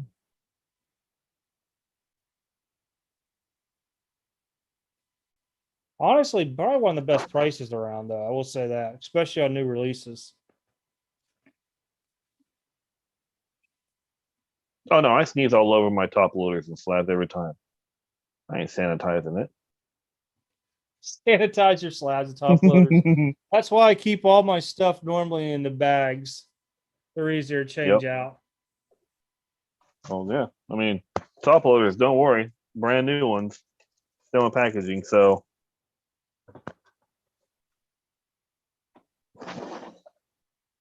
oh, now he's trying to kill you with kindness. Hey, Jacob, I wanted to say thank you for pulling Mike Rowe something good yesterday or the day before and clearly authentic. You did a good job. Appreciate it. He's really going to enjoy that Frank Thomas auto.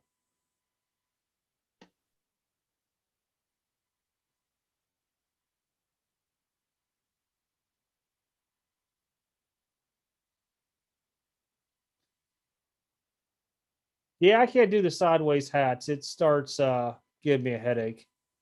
Hmm. I can do them backwards, but I can't do it forward. I can't do it sideways. I'm not Fernando Rodney over here.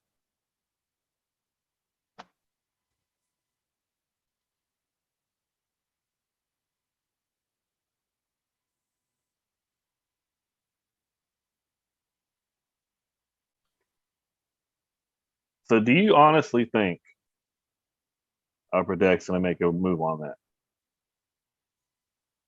I do. I think Upper Deck is going to make a move on NBA licensing. I have a funny feeling on it. Don't know if it's going to go through or not. But when you hold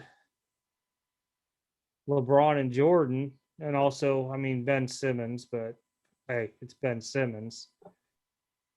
I hope you did, Todd. I hope you did because I teabagged every single one you got. Dang. I said, "Oh, it goes to Todd." There. Okay, now we're good.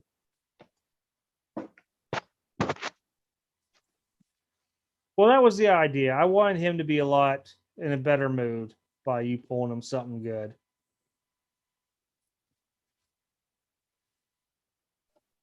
But no, me and Jason were talking about, because Panini's losing their license. Well, they're gonna lose their license on football and basketball after next year. Well, it's expired.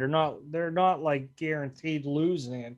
They no longer have licensing after 2022, which means this is the last basketball they could do because the 22-23 season wouldn't fit into it. You still got 2022 football and whatever else, but I don't know. I could see Upper Deck making a play and a good pitch onto it, to be honest. If they do, they got the power behind it to where they can say we can give the people LeBron and Michael autos.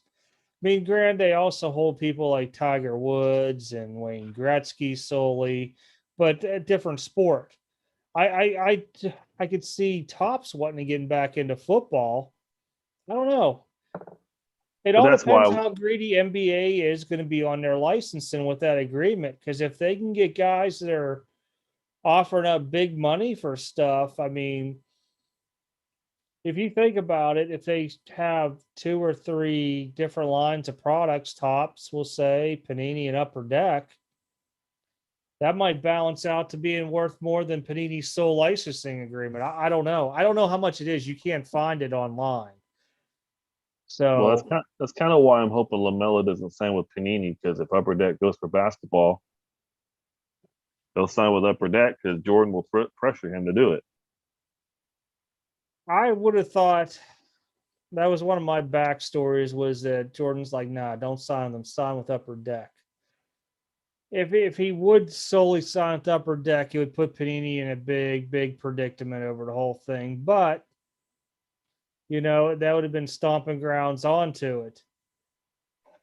I don't know. I would like to see Upper Deck back in basketball.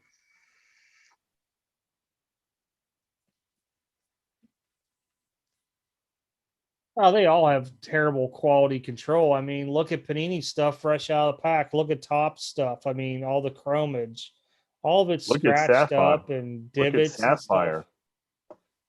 I mean, Upper Deck, I could at least say this. I've received more BGS 10s out of an Upper Deck products than I have across the board anything else.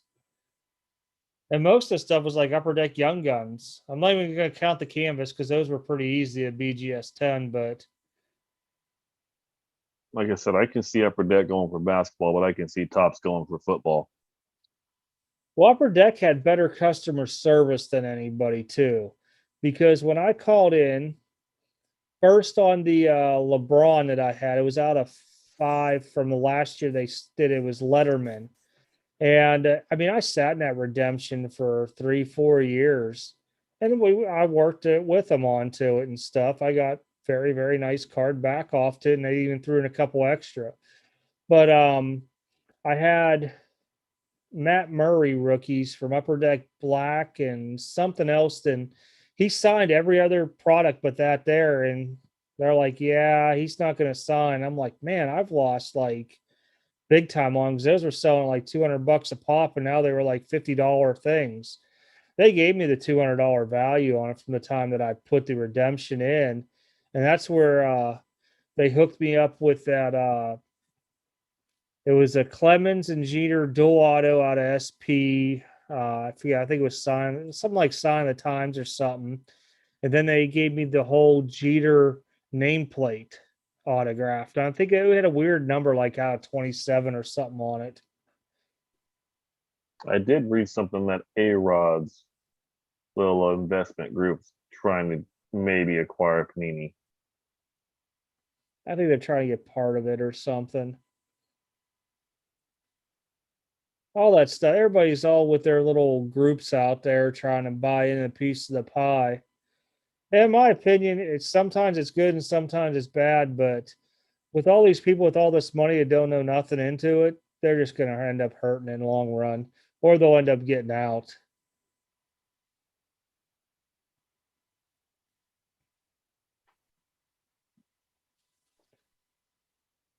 Panini was in hockey for a while, but their products are horrible. And that was funny because I used to have a Panini redemptions that expire, and I'd ask all the time for Mario Lemieux autographs and stuff, and they were like ping, ping. Meanwhile, I'm getting ready for like a $30 redemption. They're giving me like a $75 to $100 Lemieux auto.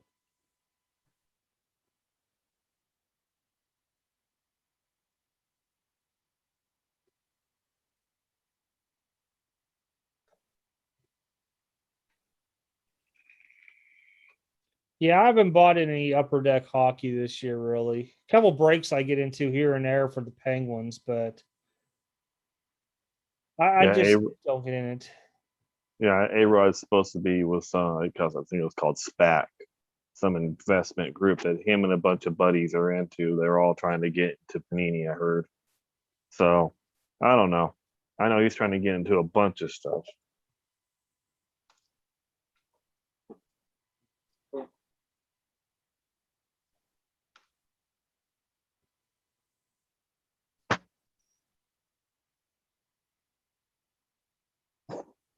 The thing is, if A-Rod gets into it, he's going to probably try and have baseball, but I don't think Topps is going to let that go. Topps ain't going to let baseball go. No way. Not without them getting something in return. They'd be like, hey, we'll let you get into baseball, but we want X amount of product in football and basketball. Mm-hmm. I could see something like that being worked into a deal. Yeah, like really, upper deck getting something, Panini getting something, Topps getting something. They're going to have to work together. That's the only way it's going to happen.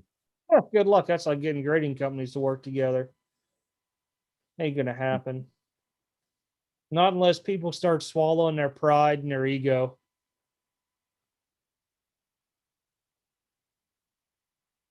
Well, if we have another freaking card crash or another huge dip in the market, and again, you never know. They could lose it. They could lose their ass on stuff after a while. I can see the stuff going down, but we're not going to see a crash. There's too many big people out there with their money into it that if they lost all that, they would be hurting because they're the type of people that just keep reinvesting instead of taking a little bit of that investment and putting it in a savings account or something on the side. In the 80s, I don't think baseball had a contract necessarily only with Topps. Baseball had a contract with whoever they wanted. They didn't have an exclusive deal. That's why you had Fleer, Topps, Donruss, Score, Sportflix. I mean, anything and everything back then. It didn't start till Panini started weeding through doing their greediness. I remember and since football. Topps had had their length of producing product, they were not going to go away with them. You got to think Topps been around since '52. Well, I think all those products were still being made until Panini came in and got certain exclusive deals only because we had Fleer Ultra forever. We had Upper Deck forever. We had all these other brands. Now all of a sudden they just have three because Panini went in, bought a bunch of them, got exclusive deal to where, all right, we're the only doing basketball and football, and they signed a contract and they paid big bucks for it. Topps has always been baseball, and Topps is going to be baseball. Disney owns Topps, and they're going to keep doing it. No, Junk Wax era had more than just Topps in it. Oh, I had Ton Russ, Fleer, Score, Sportflix. Oh, Leaf. I mean, Classic. Fleer Ultra, Stadium Club, Studio. I mean, that's just in baseball. I mean, in football, you had Score, Pro Set, Topps. I mean, it was just everywhere. Pacific.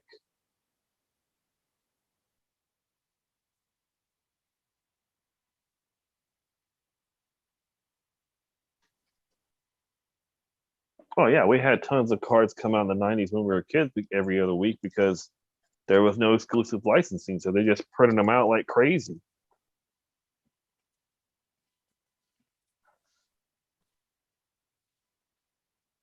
Well, that's when they started seeing Upper Deck came in.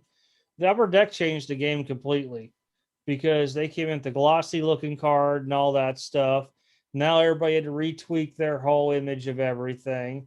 So Fleer was like, well, we got to do something. Let's make Fleer Ultra, and that's how that all went about with it towards that time frame. Pops did a Stadium Club. And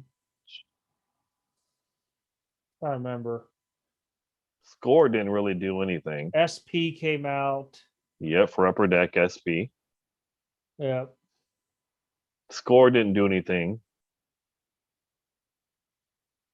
Don Russ didn't really do anything. Ended up getting bought out. And then Fleer also had Flair. Yeah. Flair was a nice product. Flair was expensive too. Yep. I want to say it was like $7 or $8 a pack. Yeah, no, Upper Deck was beautiful in '89. It had some of the best pictures. Their quality of the cards were nice. They weren't really the stock on them were a lot thicker. They weren't like flimsy like Don Russ were.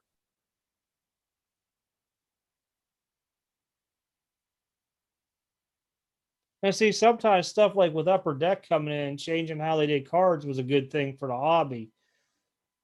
You don't really say that nowadays because everything that they're throwing at you is because their licensing with that sport requires them to do X amount of products per year.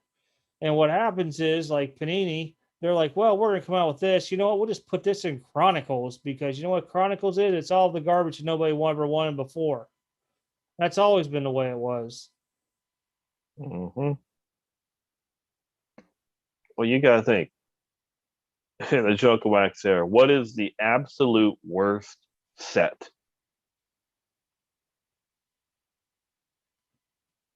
To me, the 91 Flair baseball is the absolute worst set. No rookies, no nothing. That yellow border was horrible. To me, that was the worst one. Well, they had provisions in that for the inserts, though.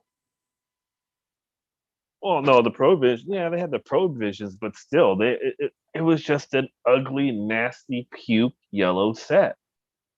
There was no rookies. Jose Offerman.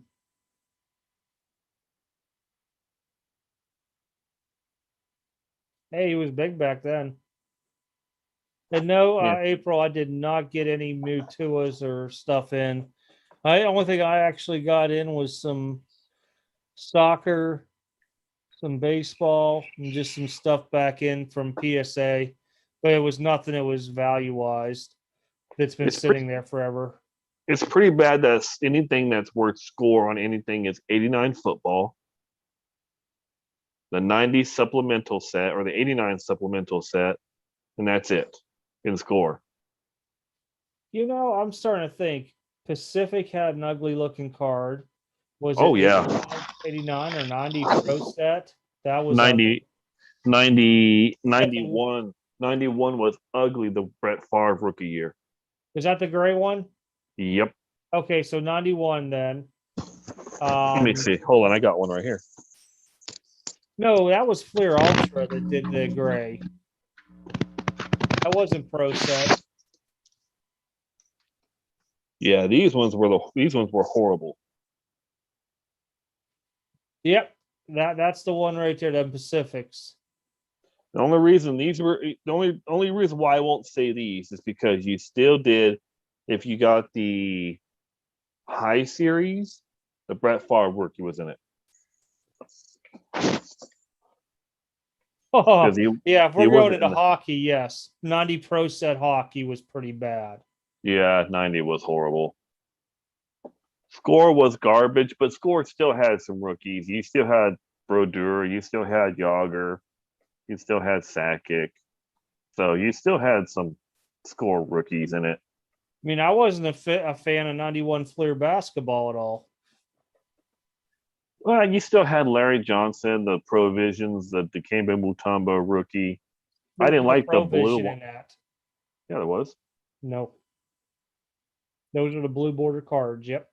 And there was Provisions, I thought. I thought there was the Jordan. That came I think that was 92 those came out. The white ones. I know what you're talking about. I think it was 92 it came in. I think it's 92, 93. I'm talking about the blue border ones. 87, 90 Donruss were bad, but they still had rookies. 91 Fleer had no rookies. None. 91 Fleer baseball, none. Nothing. You had to buy the update set to get the Pudge Rodriguez and the Jeff Bagwell. 88 tops. 88 tops. Baseball. 88 tops, you had Tom Glavine. Yeah. No. Still a Hall of Fame rookie. There's nothing in 91 Fleer. Even in 90 Fleer, you didn't have no Hall of Famers except for Frank Thomas, and that was in the update set. Still somebody. Mm-hmm. Yeah, 91 Fleer. Nobody. That yellow border was disgusting.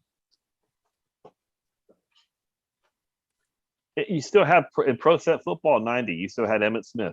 You had in 91, you still had Brett Favre and Aeneas Williams. They're both Hall of Famers. 89 Pro Set was loaded. 89 Score was loaded. 89 Tops was okay in football.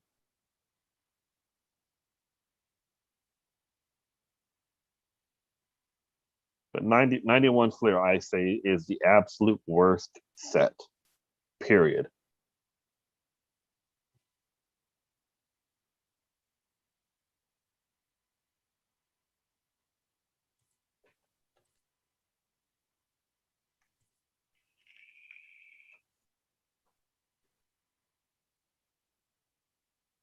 The hockey and in the hockey, I still like the Stanley Cup hologram. Those were kind of tough to get. Those are actually still worth some money. Those what Stanley Cup holograms at a Pro Set. The what ones? The Pro Set, didn't they have a Stanley Cup hologram? They might have. I don't remember offhand.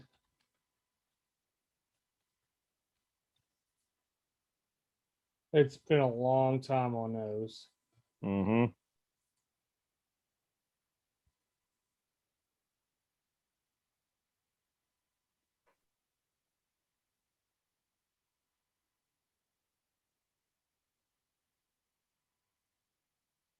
Yeah, you said that there was a hologram in that Stanley Cup hologram in that Pro Set hockey. Yep. Yeah, the first hologram I can remember, other than the little team ones that came in, was that Hank Aaron hologram, and I want to say that was 91 Upper Deck. The first hologram that I ever saw that I thought was cool was a 91 Upper Deck football when they had those game breakers. They had the Emmitt Smith, the Marcus Allen ones, the Thurman Thomas. Game breakers. Those game breaker Upper Deck. Mm-hmm. I remember the game breakers. Yep. But And I then in remember the Hank Aaron one because I ended up getting 3 boxes of Upper Deck. Each one had a Hank Aaron Upper Deck hologram in it. We set up at a show, and I think it was Beckett or somebody had them listed as $60 a pop, and they sold quickly. And like 6 months later, you could buy them for like $5. Oh, I remember holograms were the thing back then in the early '90s. Look at this one. This is the Denny's. What is this? The anniversary edition, the Griffey one I have. I thought about sending this in to get graded. I'm gonna look at it some more. But it's the Denny's Upper Deck hologram. Holograms were like really cool back then. I remember in the '90 Upper Deck baseball, you got one in every pack with the team logos on them. The top 70th anniversary. I don't know. I wasn't a fan of it at all. I'm usually not a fan of the Topps regular base stuff either. And I want to say you might have been 91, 92, or 92, 93, but they did have the Jordan Hollows because I have a couple of those that I kept that went out to grade. I'm like, if one of these get a 10, I'll be amazed because they've I been had it. sitting in top loaders since I pulled them. I have a 10. I have a, but it's the European award winner hologram. That's Jordan. the Italian. No, it's either Italian or European. It's one of the two. I think you're But I, Italian. but I have a 10, one of those.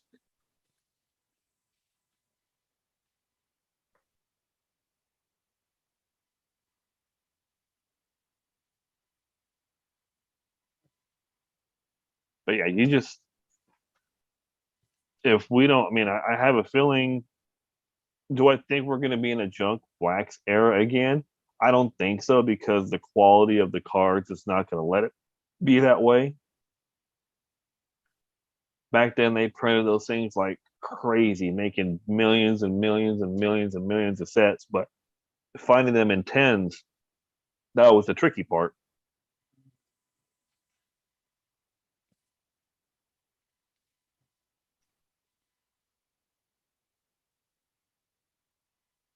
I don't know. I think some of the stuff's going to turn into junk wax. Some of the stuff that went from hobby only to hobby and retail is hurting it because of overproduction. Select football, Well, that's one. maybe There's a select bunch. basketball. I'm sure they're going to have select basketball and blasters, everything. They probably will. I mean, I don't know. I mean, that's the whole idea is they were supposed to do. At least they didn't do a club level this year. It's the only thing I'm happy about. Like football having 4 freaking levels. Topps Chrome, yeah, that don't come out till what, September? You said end End of of August August. now, August End of 20th. August, yeah. I Yeah, it's was gonna. August 20th because I got like I think a half case of each or something. I was gonna jump on Topps Chrome when it comes out, but with the rookie class kind of being the way it is, I don't know. I mean, you can still chase people like Pache, Joey Bart. Um, Madrigal, Adele, yeah, it's a Joe Adele too. And it's just Kirilloff. hopes for in the future. I mean, do I think the price coming out is right? No. Do I No, think that you could still get rookies out of it um and grade them and hold them, but you're talking long-term investment there. I probably wouldn't grade much of the base stuff. If I was, it'd be stuff that would be hurried and flipped. But refractor, prism, stuff like that, I'd probably get and hold and see how they do. I mean, I I still mean, got look, Lou Bob Alvarez stuff behind me from yeah. last year and Bo Bichette. Still got some Vladdy stuff and a couple Tatises, but anything that was considered base is gone now. The only thing I I've, mean, I've been holding is refractor and above just to see. look at last year's. Lou Bob can't stay healthy. Bichette's kind of just doing this. He's not going up. He's not going down. He's just kind of like doing this. Alvarez, he's done good. Lux can't stay healthy. Nico Horner, he can't stay healthy. I mean, to me, last year's was kind of overpriced. Well, I shouldn't say overpriced, but the rookie class wasn't bad, but it's not crazy like like Vlad last year. Vlad didn't have a good year last year. This year he's doing good. Vlad cards took a big dip last year because he wasn't doing good. Now he's doing good. Tatis blew up. Alonso cards were skyrocketing. Then he fell down, and he hasn't recovered yet. And they're all in the same year. Well, that's because everybody was thinking we're going to have so many rookies that are going to be hyped up every year, and it doesn't work that way. It never has. You get one, maybe two good rookies, but be an elite card out of it all. Nah, you don't see that often. Alec Baum, I don't consider a bust yet. I give him a year or two before I call him a bust completely. Yeah. I mean, it's not like football where a rookie quarterback goes out for 16 games and he just sucks. And you're pretty much like, yeah, he's pretty much a bust if they stays where he's at, and you just get rid of him. Kind of Baseball, like those guys could tweak one thing with their batting stance or how they're hitting, and next thing you know, they're good the next year. It's been proven that way. well, look at Vladdy. Vladdy last year didn't have a good year at all. But this offseason, he lost like 20 or 30 pounds or something like that. Now look at him. He had to lose some weight. Look at Zion his rookie year. He kept on getting hurt his rookie year. Lost a lot of weight, played a lot better this year. It's just the conditioning of these players of how they're going to be. Quarterbacks is a different story. If you ain't got it, you ain't got it. Well, look, everybody thought Prince Fielder was great at one time frame, and look what happened to him. Well, he ended up having I can't remember what happened. He had a really bad injury and he had to stop. He was good, but he wasn't great. No, he Prince stopped Fielder was being good. good. He had a good year or two, and that was it. He was not good that long. He was lucky because it was him and another guy. I'm trying to remember who else it was. There was somebody else besides Prince Fielder, and I remember trading Prince Fielder rookies for Pujols and Ichiro. There was somebody else that was overhyped too, and I just didn't see it because they were first baseman, and I just have a thing against first baseman because they'll start letting the weight pack on them, and it'll affect them overall. Are you talking about Lars Anderson? No, I know he was hyped up. no, I'm trying to remember who it was now.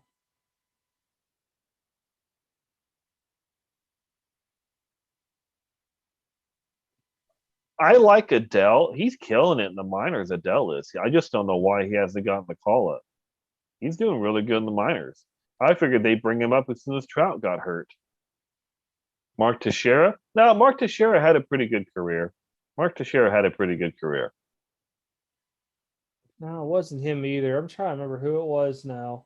Hank It was Blaylock? around the, it was around the Prince Fielder era because Hank all Blaylock. they were just hitting homers. I cannot think who it is now. Brady Anderson.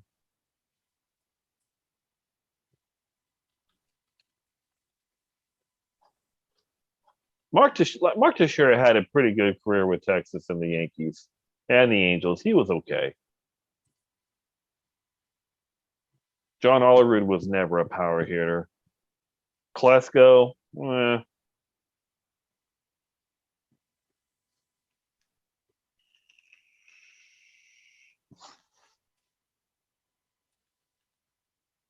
unless you're thinking Josh Hamilton. Was it Josh Hamilton you're thinking of? I'm trying to look now. Because he didn't do nothing for a long time. Then he played with the Reds and Rangers No, and no, it Angels. wasn't Hamilton. Oh, okay. No, I'm trying to look now. Hey, Mo Vaughn won an MVP. You can't say Mo Vaughn actually. I almost wanted to say it was David Wright, but I know that's not it.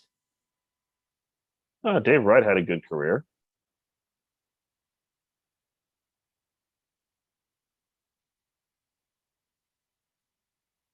I think you're thinking Josh Hamilton probably. Howard. Ryan Howard. Howard. Oh, Ryan. he was having a good career until that one hit and he hurt his hip and was never the same. Yep, because it was Ryan Howard, Adam Dunn, and Prince Fielder. Now I remember all three names. Okay. So yeah, they were hitting like it was like in around like 06, 07 time frame. I remember this because they were all over 40 home runs for like 3 or 4 seasons, and people just won and won and won them. And Mm. I was just trading them away because I just had a bad feeling about them all. I just sit there and think about it, and as soon as I pulled up that stat and I saw the name Howard, I'm like Ryan Howard right there because the other one was Adam Dunn, but I couldn't think of the other one. Is Carlos Delgado worth anything? Yeah, he's worth something. I mean, if you have some PSA 10 Bowmans, he's worth something. Dang, Ryan Kleska. There's a name I haven't heard for a long time.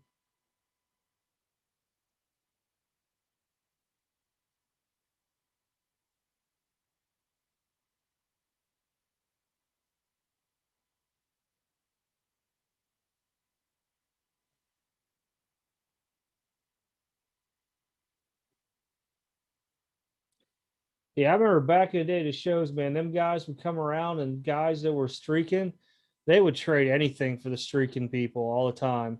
And that's why I used to always eat it up at. I just remember, what was the other guy's name? Utley, Chase Utley. Utley had a good career, They still chased him. His value is not there. just like Jimmy Rollins. Another guy doesn't have value at all. Rollins was better than those guys, though, too. He had a Rollins better won an value. MVP. Well, so did Ryan Howard and Prince Fielder. Yep. Just because they win it doesn't mean that makes them a great player for their whole time. But I Greg just remember them Jeffries and guys coming Kevin in with Maz. them, and I was trading in on Jordan stuff because I was diehard on Jordan stuff during that time frame. Because that was 06, 7, 8 round there because I was on the Wow. trail. These guys are bringing up Greg Jeffries, Kevin Maz, and Travis Fryman. Wow. Francisco Lindor, buy or sell? Lindor, as an Indians fan, or sorry, Guardians fan. Um, Get it right, Guardian. yeah. Next year, Dick. Guardian of the Cleveland. I Lindor to me is a sell. I don't think he's going to live up to his potential in the Mets. His best years were with the Indians. Sorry, guys.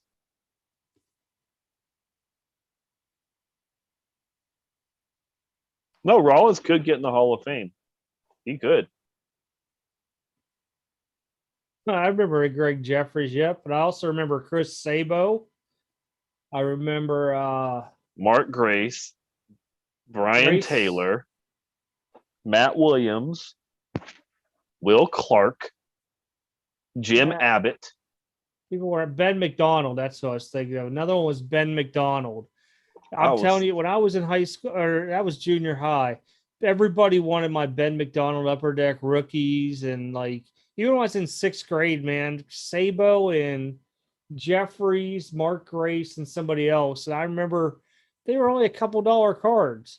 I was putting deals together and getting basketball and football back then. everybody wanted my Jim Abbott upper deck rookie because it was a 3-time photo. Everyone was like, "Oh, that's the coolest card, man! You got to have that." Because remember, the Nolan Ryan had the 3-time photo in the '89 upper deck. They had a Jim Abbott one, and everyone, because it was a sideways card, and everybody was going bananas for it. And they was like, I had like 3 of them. People were trying to trade me for everything for them.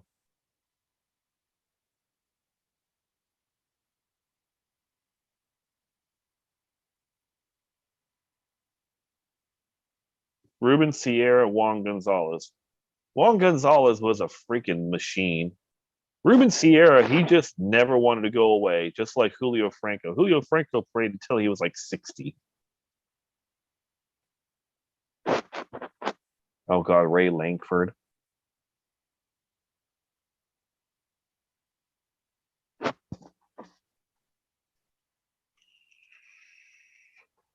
Oh no, the ultimate Dave Justice. Everybody wanted Dave Justice.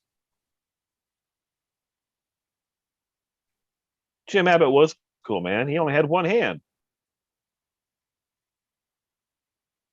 He'd throw the ball, then flip the glove and put it on his right hand.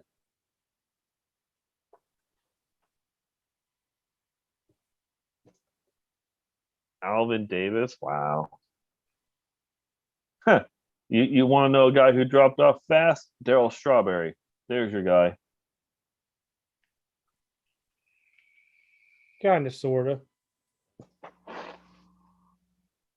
He had 2-3 good seasons with the Mets, and he got himself into the nose candy, and then he went to the Dodgers and never was the same. Went to the Yeah, him and Giants. Dwight Gooden. They decided they liked the nose candy and women. Oh yeah, they like the booger sugar, and they just could not get off of it, and their careers just went. I mean, Dwight Gooden still had a better career than Darryl Strawberry towards the end of his career. Darryl Strawberry did nothing with the Giants and the Dodgers. Nothing. Dwight Gooden still won he won a World Series, I think, with the Yankees. Well, look at Ricky Henderson played forever too. And he was bouncing around teams at the end. I think 1 year he was traded 3 times. But Ricky's Ricky though. Ricky is a machine, man. Ricky, I love Ricky. Machine for a while, but his speed died off very quickly though. He was lucky he did what he did as quick as he did, because after that, because right now you're never going to see people get close to 100 stolen bases in a year. Del Murphy, he won 2 MVPs. He should be in the Hall of Fame, but he won't get it. There, Todd just said the guy I keep saying needs to be in the Hall of Fame, Fred McGriff, because he's like this close to 500 home runs, and he would have got past that plateau if they didn't have the strike that 1 year. Fred McGriff definitely needs to be in the Hall of Fame. Eric Davis, no. There if he wouldn't have struck out them couple extra times too, huh? Hey, you know what? All I gotta say is Harold Baines. Harold Baines doesn't need to be in the Hall of Fame. Well, anybody can get in on a bad year. No, they got in. They got in because the Veterans Committee, and the Veterans Committee were 3 of his former teammates. That's how he got in. He got hooked up. Yeah, he did. He literally did. He got in. Lenny Dykstra, worst guy who played in the 80s. Ooh, Dykstra was pretty nasty, but I still think Rob Dibble. Eric Davis, Cal Daniels, Bobby Bonilla. No, Bobby Bonilla, he'll go down in history as one of the worst contracts of all time. Herbeck, Gaetti. Now, the all reason those guys. why Bonilla's contract is so bad is because the Mets couldn't afford to pay him, and he won that court case. So throw that out. The worst contract, probably A-Rod. When he left Texas and went to the Yankees, and they paid him that stupid amount of money and all that stuff, that was a bad contract. But you have to look at contracts, though, by the era they were made into, too. Actually, to me, worse than A-Rod, Jacoby Ellsbury when he went to the Yankees. That's the Yankees doing their overspending crap, too. Jacoby Ellsbury, he maybe played a handful of games, and he was doing so much rehab for 4 or 5 years straight. He was always hurt. Todd Helton should be in the Hall of Fame. He'll probably get in as the first Rocky player.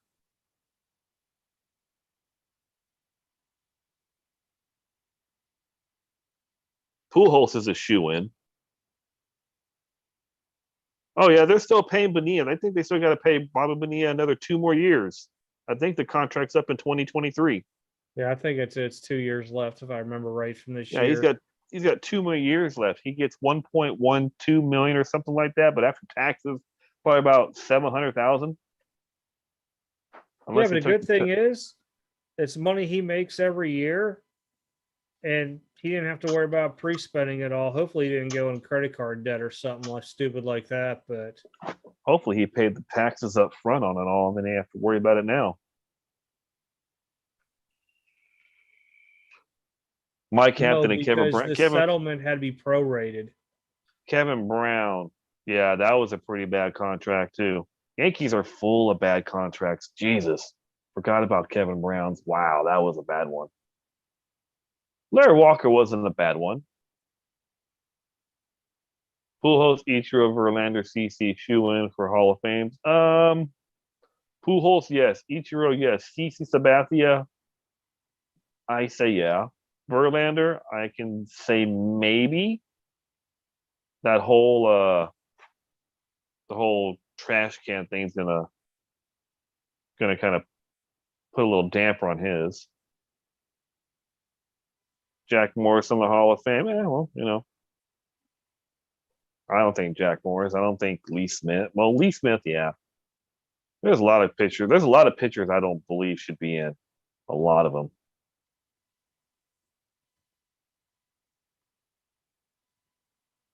Dan Uggla, BJ Upton. Yeah, Justin Upton's is getting bad too with the Angels. That was a bad contract. Pujols with the Angels was a bad contract. Yeah, because they took him into his freaking late 30s. Yep.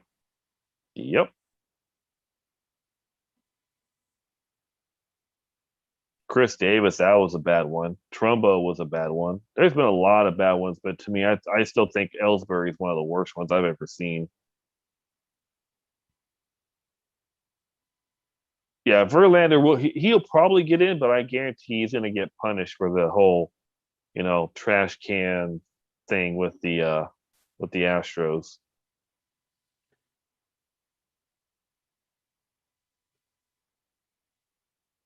I don't know if he will, because that was more on batting than pitching for them with a trash can. It's a team sport. You're going to get banged for it. I don't think that's going to play effect on the pitchers though onto it. For hitting, yeah, but for pitching, I could see that him getting in still because of it. He'll get in, but he's not going to get first ballot. He's probably going to get like fourth or fifth ballot. Look at Kurt Schilling. You know how long it's taken Kurt Schilling to get in, and he should be in? Kurt Schilling's got 3 rings, one of the best postseason pitchers of all time, and he's not even in. Oh wow, Carl Pavano, I forgot about that one. Adrian Gonzalez was another one. Yep. No, not Josh Beckett. Who was the other guy? Dontrell Willis?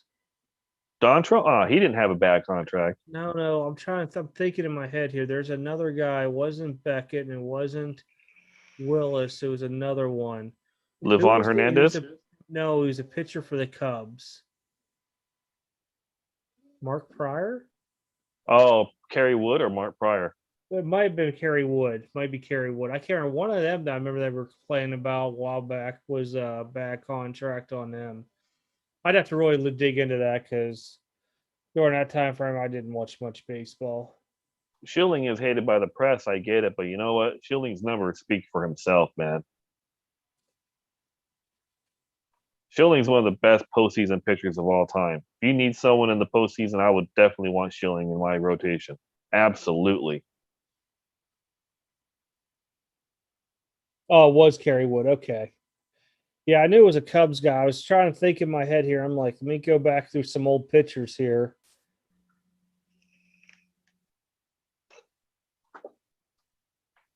Yeah, no, Kerry Wood was, he had a couple good years and he got hurt. Pryor is the same way, though. Carlos Zambrano, he just had a temper. He liked to fight his own teammates. Well, no one has said no love for Jeff Kent yet. Jeff Kent has the most home runs by any second baseman in Major League history, and he's not even in the freaking Hall of Fame talks right now. That's sad. You know that? Jeff Kent has the most home runs by any second baseman. He has a double first name almost. That's why.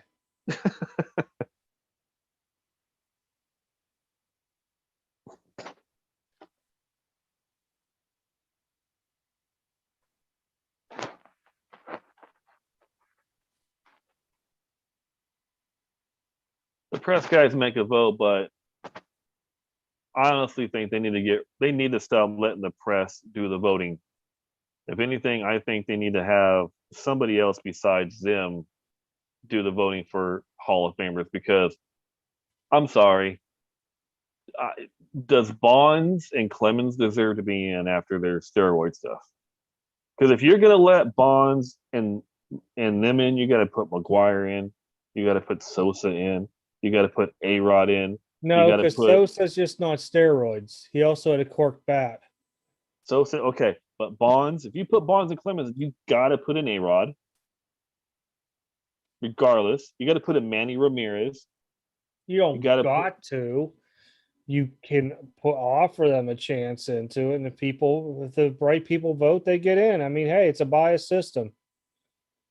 But that's the thing. A lot of the new writers are all young people who grew up watching Barry Bonds and going, "Oh my God, he's the greatest thing in the world," and he's getting more votes, and he's getting more votes. But players like Jeff Kent isn't. That's because nobody knows who Jeff Kent is probably out there. I don't know.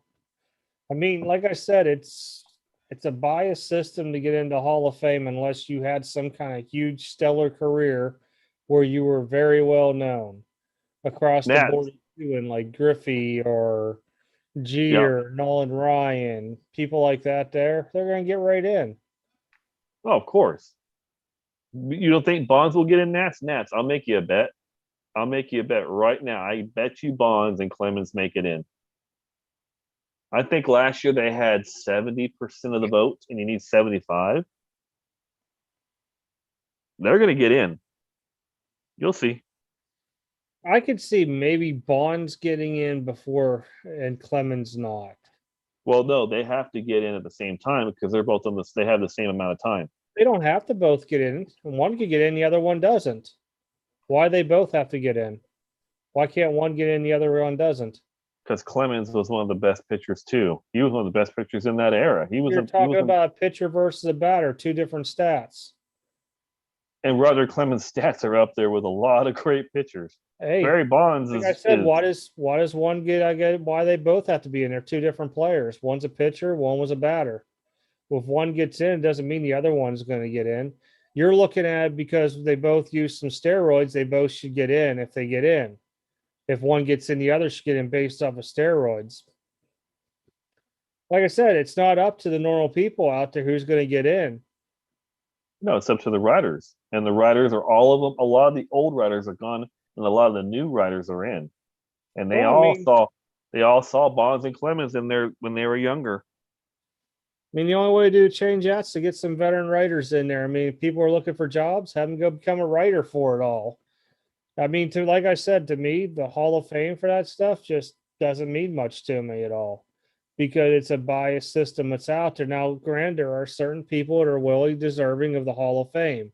And I named some of those people off already because of what they did. But every year they're like, oh man, we gotta get somebody in off this list, or hey, this They and didn't that. last year. I know somebody they didn't have a freaking one before. But if you look at it prior to it, there's been years where you're like, why the heck are they just putting these two people in? It was like they were bored and they had to put somebody in the Hall of Fame that year.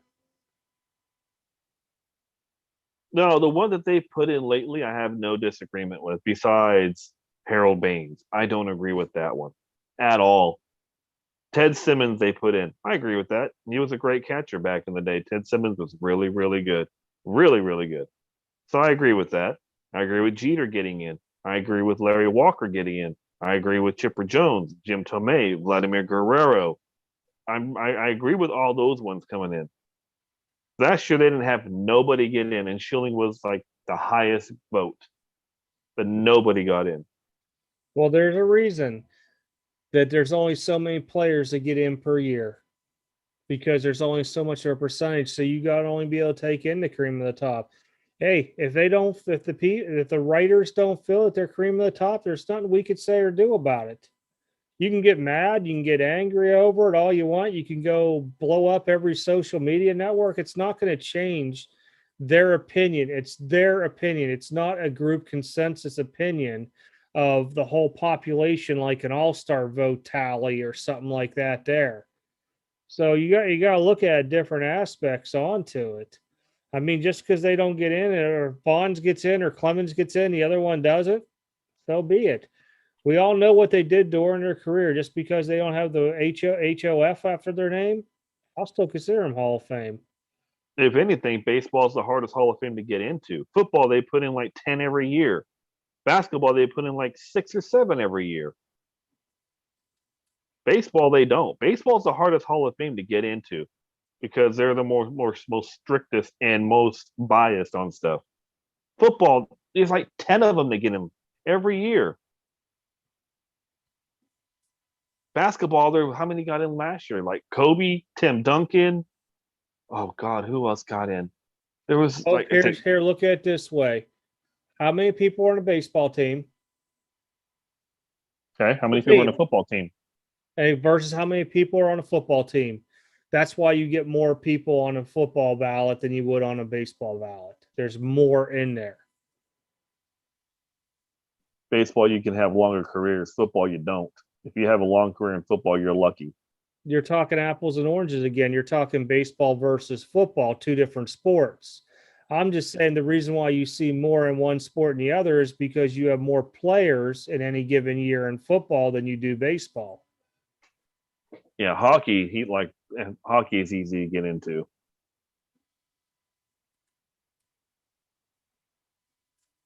I don't know. In the upcoming years, I'm going to wonder how they do it because when you look at hockey now, the goals, you're not seeing people, with 150 points in a season and stuff like that there. You're lucky to see somebody gets over 100 points a season, or maybe two of them. Goals, you're probably talking maybe tops 50 in a season. So it's going to be different for them offhand. Is it going to be easier? Yeah, because with that there's only so many star players that come around. It's not like, hey, this dude is a great quarterback, wide receiver, pitcher, batter, second baseman, whatever it may be. Hockey's a very small, tight sport across the board. And yeah, it might be a little bit easier to get in, but that's what the sport is itself. Theodore says Dave Parker, Jim Rice. Jim Rice is a Hall of Famer. He's already in the Hall of Fame. Dave Parker should be in the Hall of Fame. I agree with Dave Parker. The Cobra was amazing. If you could play 1,000 games in the hockey, yeah, you probably should automatically get in the Hall of Fame because that's a lot of damn games now. That's Because a as lot of much as hard those games. dudes are getting hurt anymore, Yeah. yeah, I would probably say with that because the concussion protocols have changed throughout the years, regardless in the sport you're in. Back in the day, hey, you good? Hey, can you see this? You see a little light? Yeah, your pupil's a little dilated. We'll pull you out 1 week or one game or 2 games. Now there's a big protocol, so you could be knocked out weeks, months, a year. So big change, and that's especially with football and hockey with the hits that they Hockey, it's take. hockey is so violent. So if you can make it through 1,000 games in hockey, yeah, you should get in. There's not many players that you'll see that'll play all 82 games in a season. And Mm-mm. especially some of the guys, that maybe do play 82 games. That next year, they might only play 60. It's not due to conditioning, it's due to the injuries that's within the sport. Same with football. It's not often you see a guy play 16 games this season and then 16 the next, plus preseason and everything else. They might have to take a week or 2 weeks off, regardless of who they are.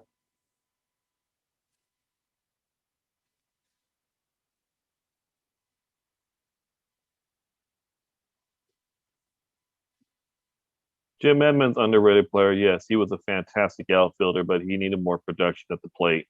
Nomar just kept getting hurt. Bagwell, juicer, possibly. He could have been a juicer. So could have Mike Piazza. So could have Pudge Rodriguez. A lot of those guys were somewhat called juicers, but they're in.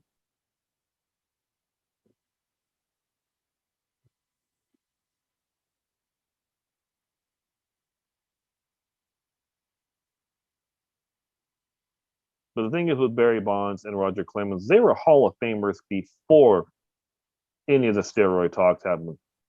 They were already a Hall of Famer. They They were on the Hall of Fame track before that. They didn't need to take. They didn't need to do it. Bonds took it because he saw what McGuire and Sosa were doing, and he was like the afterthought. That's why he did it. Roger Clemens, he did it because I don't know why he did it. Probably just for longevity, I guess. I don't know why they did it. Only they can actually answer that question.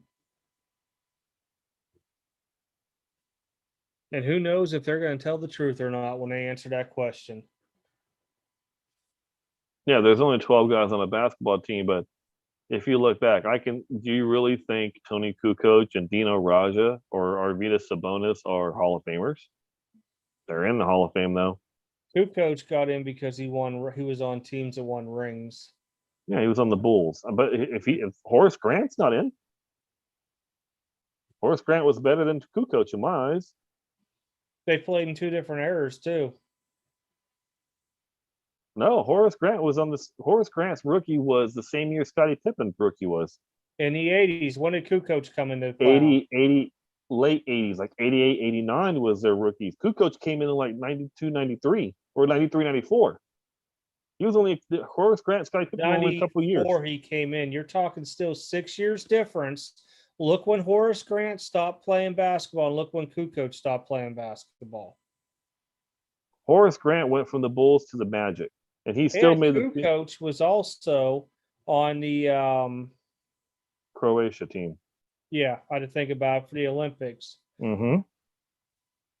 Big difference between two players right there. Big difference. But Basketball Hall of Fame, they take into accountability your European or international play along with the NBA or college and everything like that. They take all that into accountability in the Basketball Hall of Fame. Baseball, they only take your major league. NFL, they only take your NFL.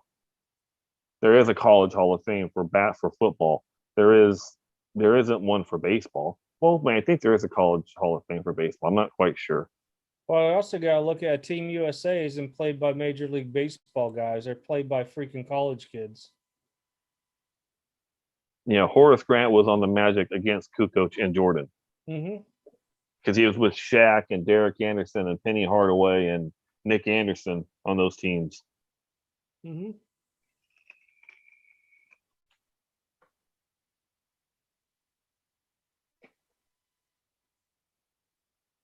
Oh, I was no fan of Kukoc, trust me on that. There were some times he came in and did his little 10 to 15 points, but it wasn't often. But he knew his role. No, I still think Horace Grant was better than Kukoc. But Horace Grant was lucky because of the teams he played on. Kukoc played on afterwards.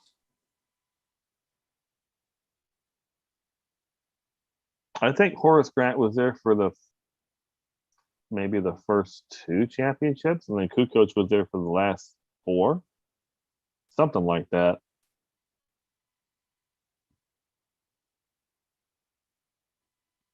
I think Grant was there for the first one or first. Well, I know when they signed Kukoc, he didn't come directly over. They signed him in 93, 94. I know because I just sent a Kukoc rookie card to get signed at the National. I sent him his finest. The first year finest came out. Yeah, so he only played on 3 winning teams because 93, 94, they didn't win the thingamajiggy. No, that's when Jordan left. Yeah, he left there and he came back 94, 95 with like 15 games left in the season. Mm-hmm. And they lost out to Orlando.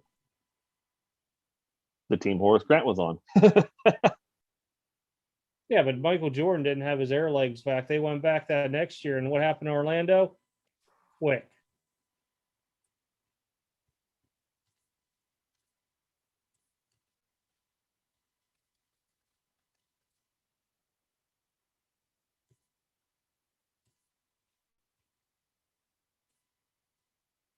Yeah, but they basically got rid of Horace Grant. They got in Rodman. If you look at Horace Grant, played for Chicago, then he went to Orlando, then to Seattle, then the Lakers, where he won a championship. That was with Kobe and Shaq. Grant won the first three and in 2001. So Grant has 4 rings. Yeah.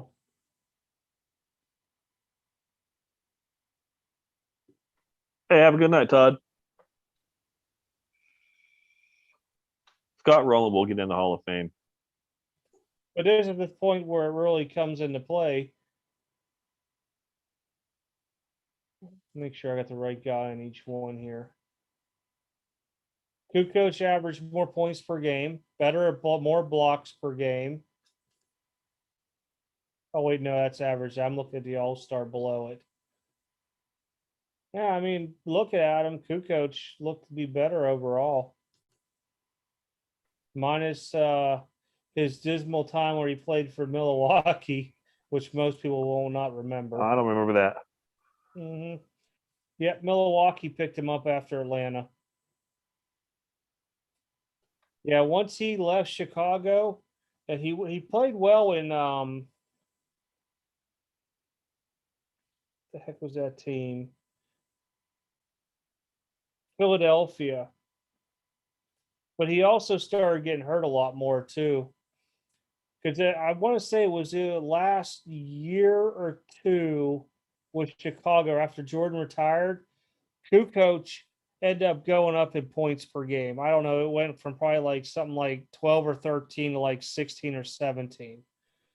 From there, that's when the Sixers took him, and I don't think he played a full season again until he was down with the Bucks time frame because he was getting hurt a good bit. My favorite player, he's not even in the Hall of Fame for basketball, and he should be. Sean Kemp. He's not even in the Hall of Fame, which is sad. I don't find UFC cards volatile for the market because UFC is a huge sport now. Huge. They have it every Saturday. It's huge. And if you have any kind of a decent career in UFC, I don't think it's bad. The UFC gets followed. Kind of like UFC is like the boxing of the old days. You knew who the champions were. You wanted to watch it. You always wanted to watch it. To me, I don't think UFC is volatile. I think it's not bad for them. I don't think it's bad. In some ways I do, in some ways I don't, because you have established fighters that are in the product or retirees, like even like Conor McGregor or Brock Lesnar, stuff like that. Even though Brock Lesnar was not the greatest person at all in UFC, he held that household name. And that's how people are going to remember him, mostly because of his wrestling time more than his UFC. And he was one that was able to transfer over and did well. Now, granted, you talk about like a beat up Frank Mir and stuff like that there too. He beat out, but it is what it is. I think if you can get an autograph with somebody that has a proven track record, even if as age catches up to them, you'll probably be fine.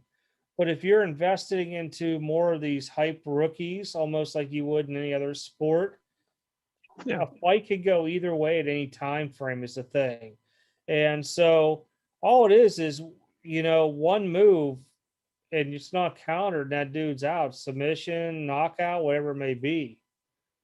It's a lot different than looking at other sports. So I still do think that with a lot of the product out there, it's not bad. UFC has gained so much momentum since they originally came out in the 90s. I still remember the little Chinese dude knocking out the sumo dude type deal Yeah. and stuff like that. I still remember Dan Severn and Ken Shamrock. Dan Severn wins the first one, Shamrock comes back, wins the next one type deal. But back then, the tournaments where you had to keep going by rounds. Now you're just talking about it's an actual fight card across the board. Well, morphed into was more of like a boxing fight card. It wasn't a tournament to see like who was best of the best or whatever you want to call it. I think with some of the names in box or in UFC that people are chasing and stuff, I wonder. But some of the guys that have strong names in this sport, I mean, even like Ronda Rousey, she fizzled out. If she signed in the product, I would get her autograph and hold it. I would hold on Amanda Like Nunez. Too. Chuck Liddell, George St. Pierre, freaking Jim Jones Bones. I mean, Anderson Silva, even McGregor, Khabib.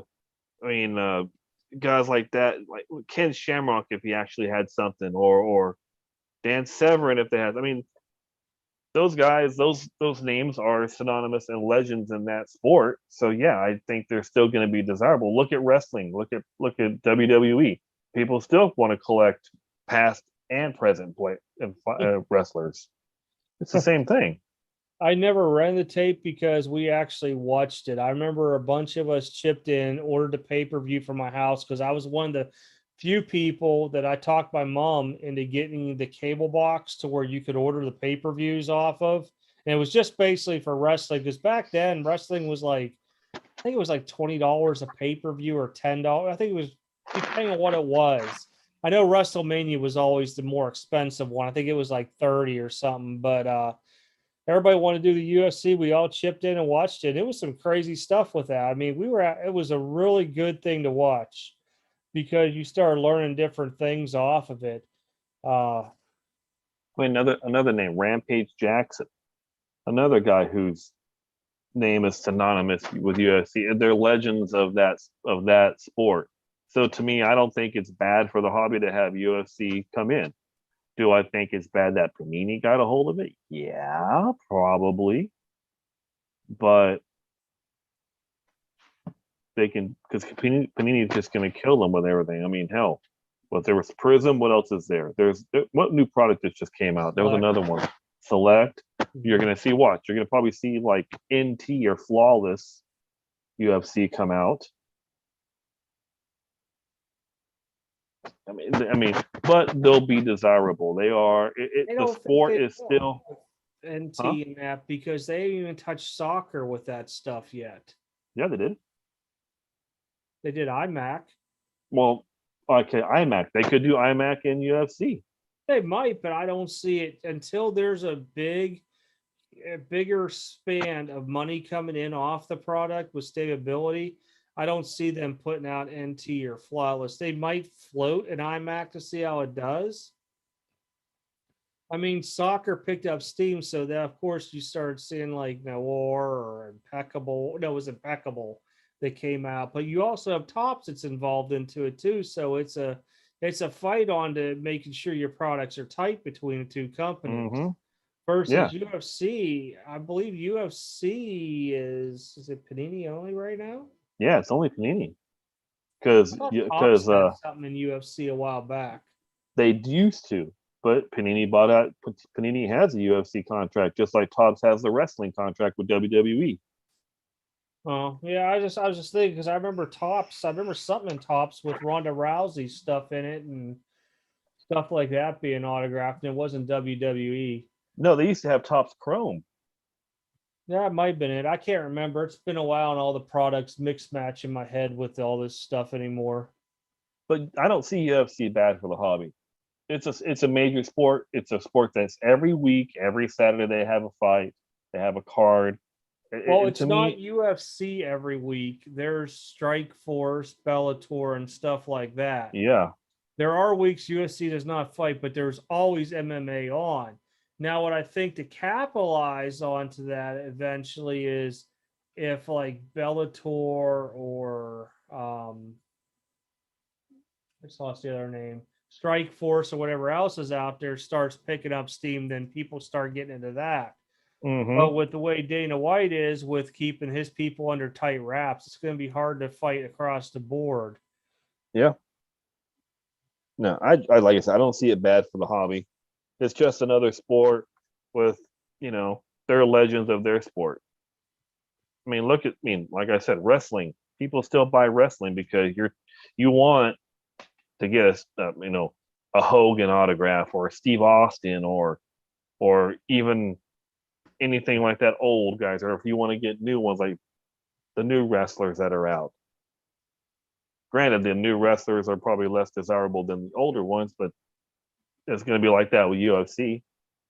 If you're going to tell me, hey, you can have a autograph of a new rookie in Prism, or you can have a Conor McGregor or Chuck Liddell or Rampage Jackson, I'm going to take one of the older ones before I want the new one.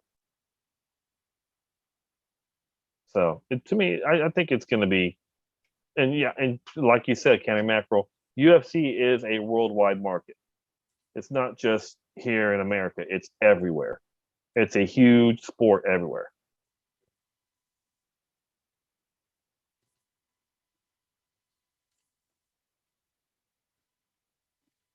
Well, it's 1:30 a.m. my time. I think I'm going to cut it here. Been on for like 2.5 hours. I need to get some rest here. Try to get up tomorrow. I got to get some work done in here. Sounds good. But I appreciate everybody coming through tonight. I know it's a national week, so I wasn't expecting, I'm really surprised with some of the numbers I was watching coming through, but I wasn't expecting. I figured a lot of people would be at the national because they were expecting over 100,000 plus going through that place. So, Yeah, I'm sure we'll see nothing but national videos for the next month after everyone's done editing them when they get back and blah blah blah. no, I wouldn't doubt it. I'm not even looking forward to them, to be honest. I'm not even going to watch them. I'm not even going to look. All right, everybody, we are out. We appreciate you stopping by. Be back next Friday night. Yeah, next Friday night. Yep. Had to think what it was now for a minute there. Ain't no new product coming out for me next week, so it'll be I won't be opening up anything crazy starting off. But appreciate it. And we'll see y'all Congrats later. on the Edwards. Oh, thanks. Yep. That'll be going off eventually somewhere to be graded land. All right, guys. Later. Thanks for stopping by. Appreciate it. And see y'all next week. All right.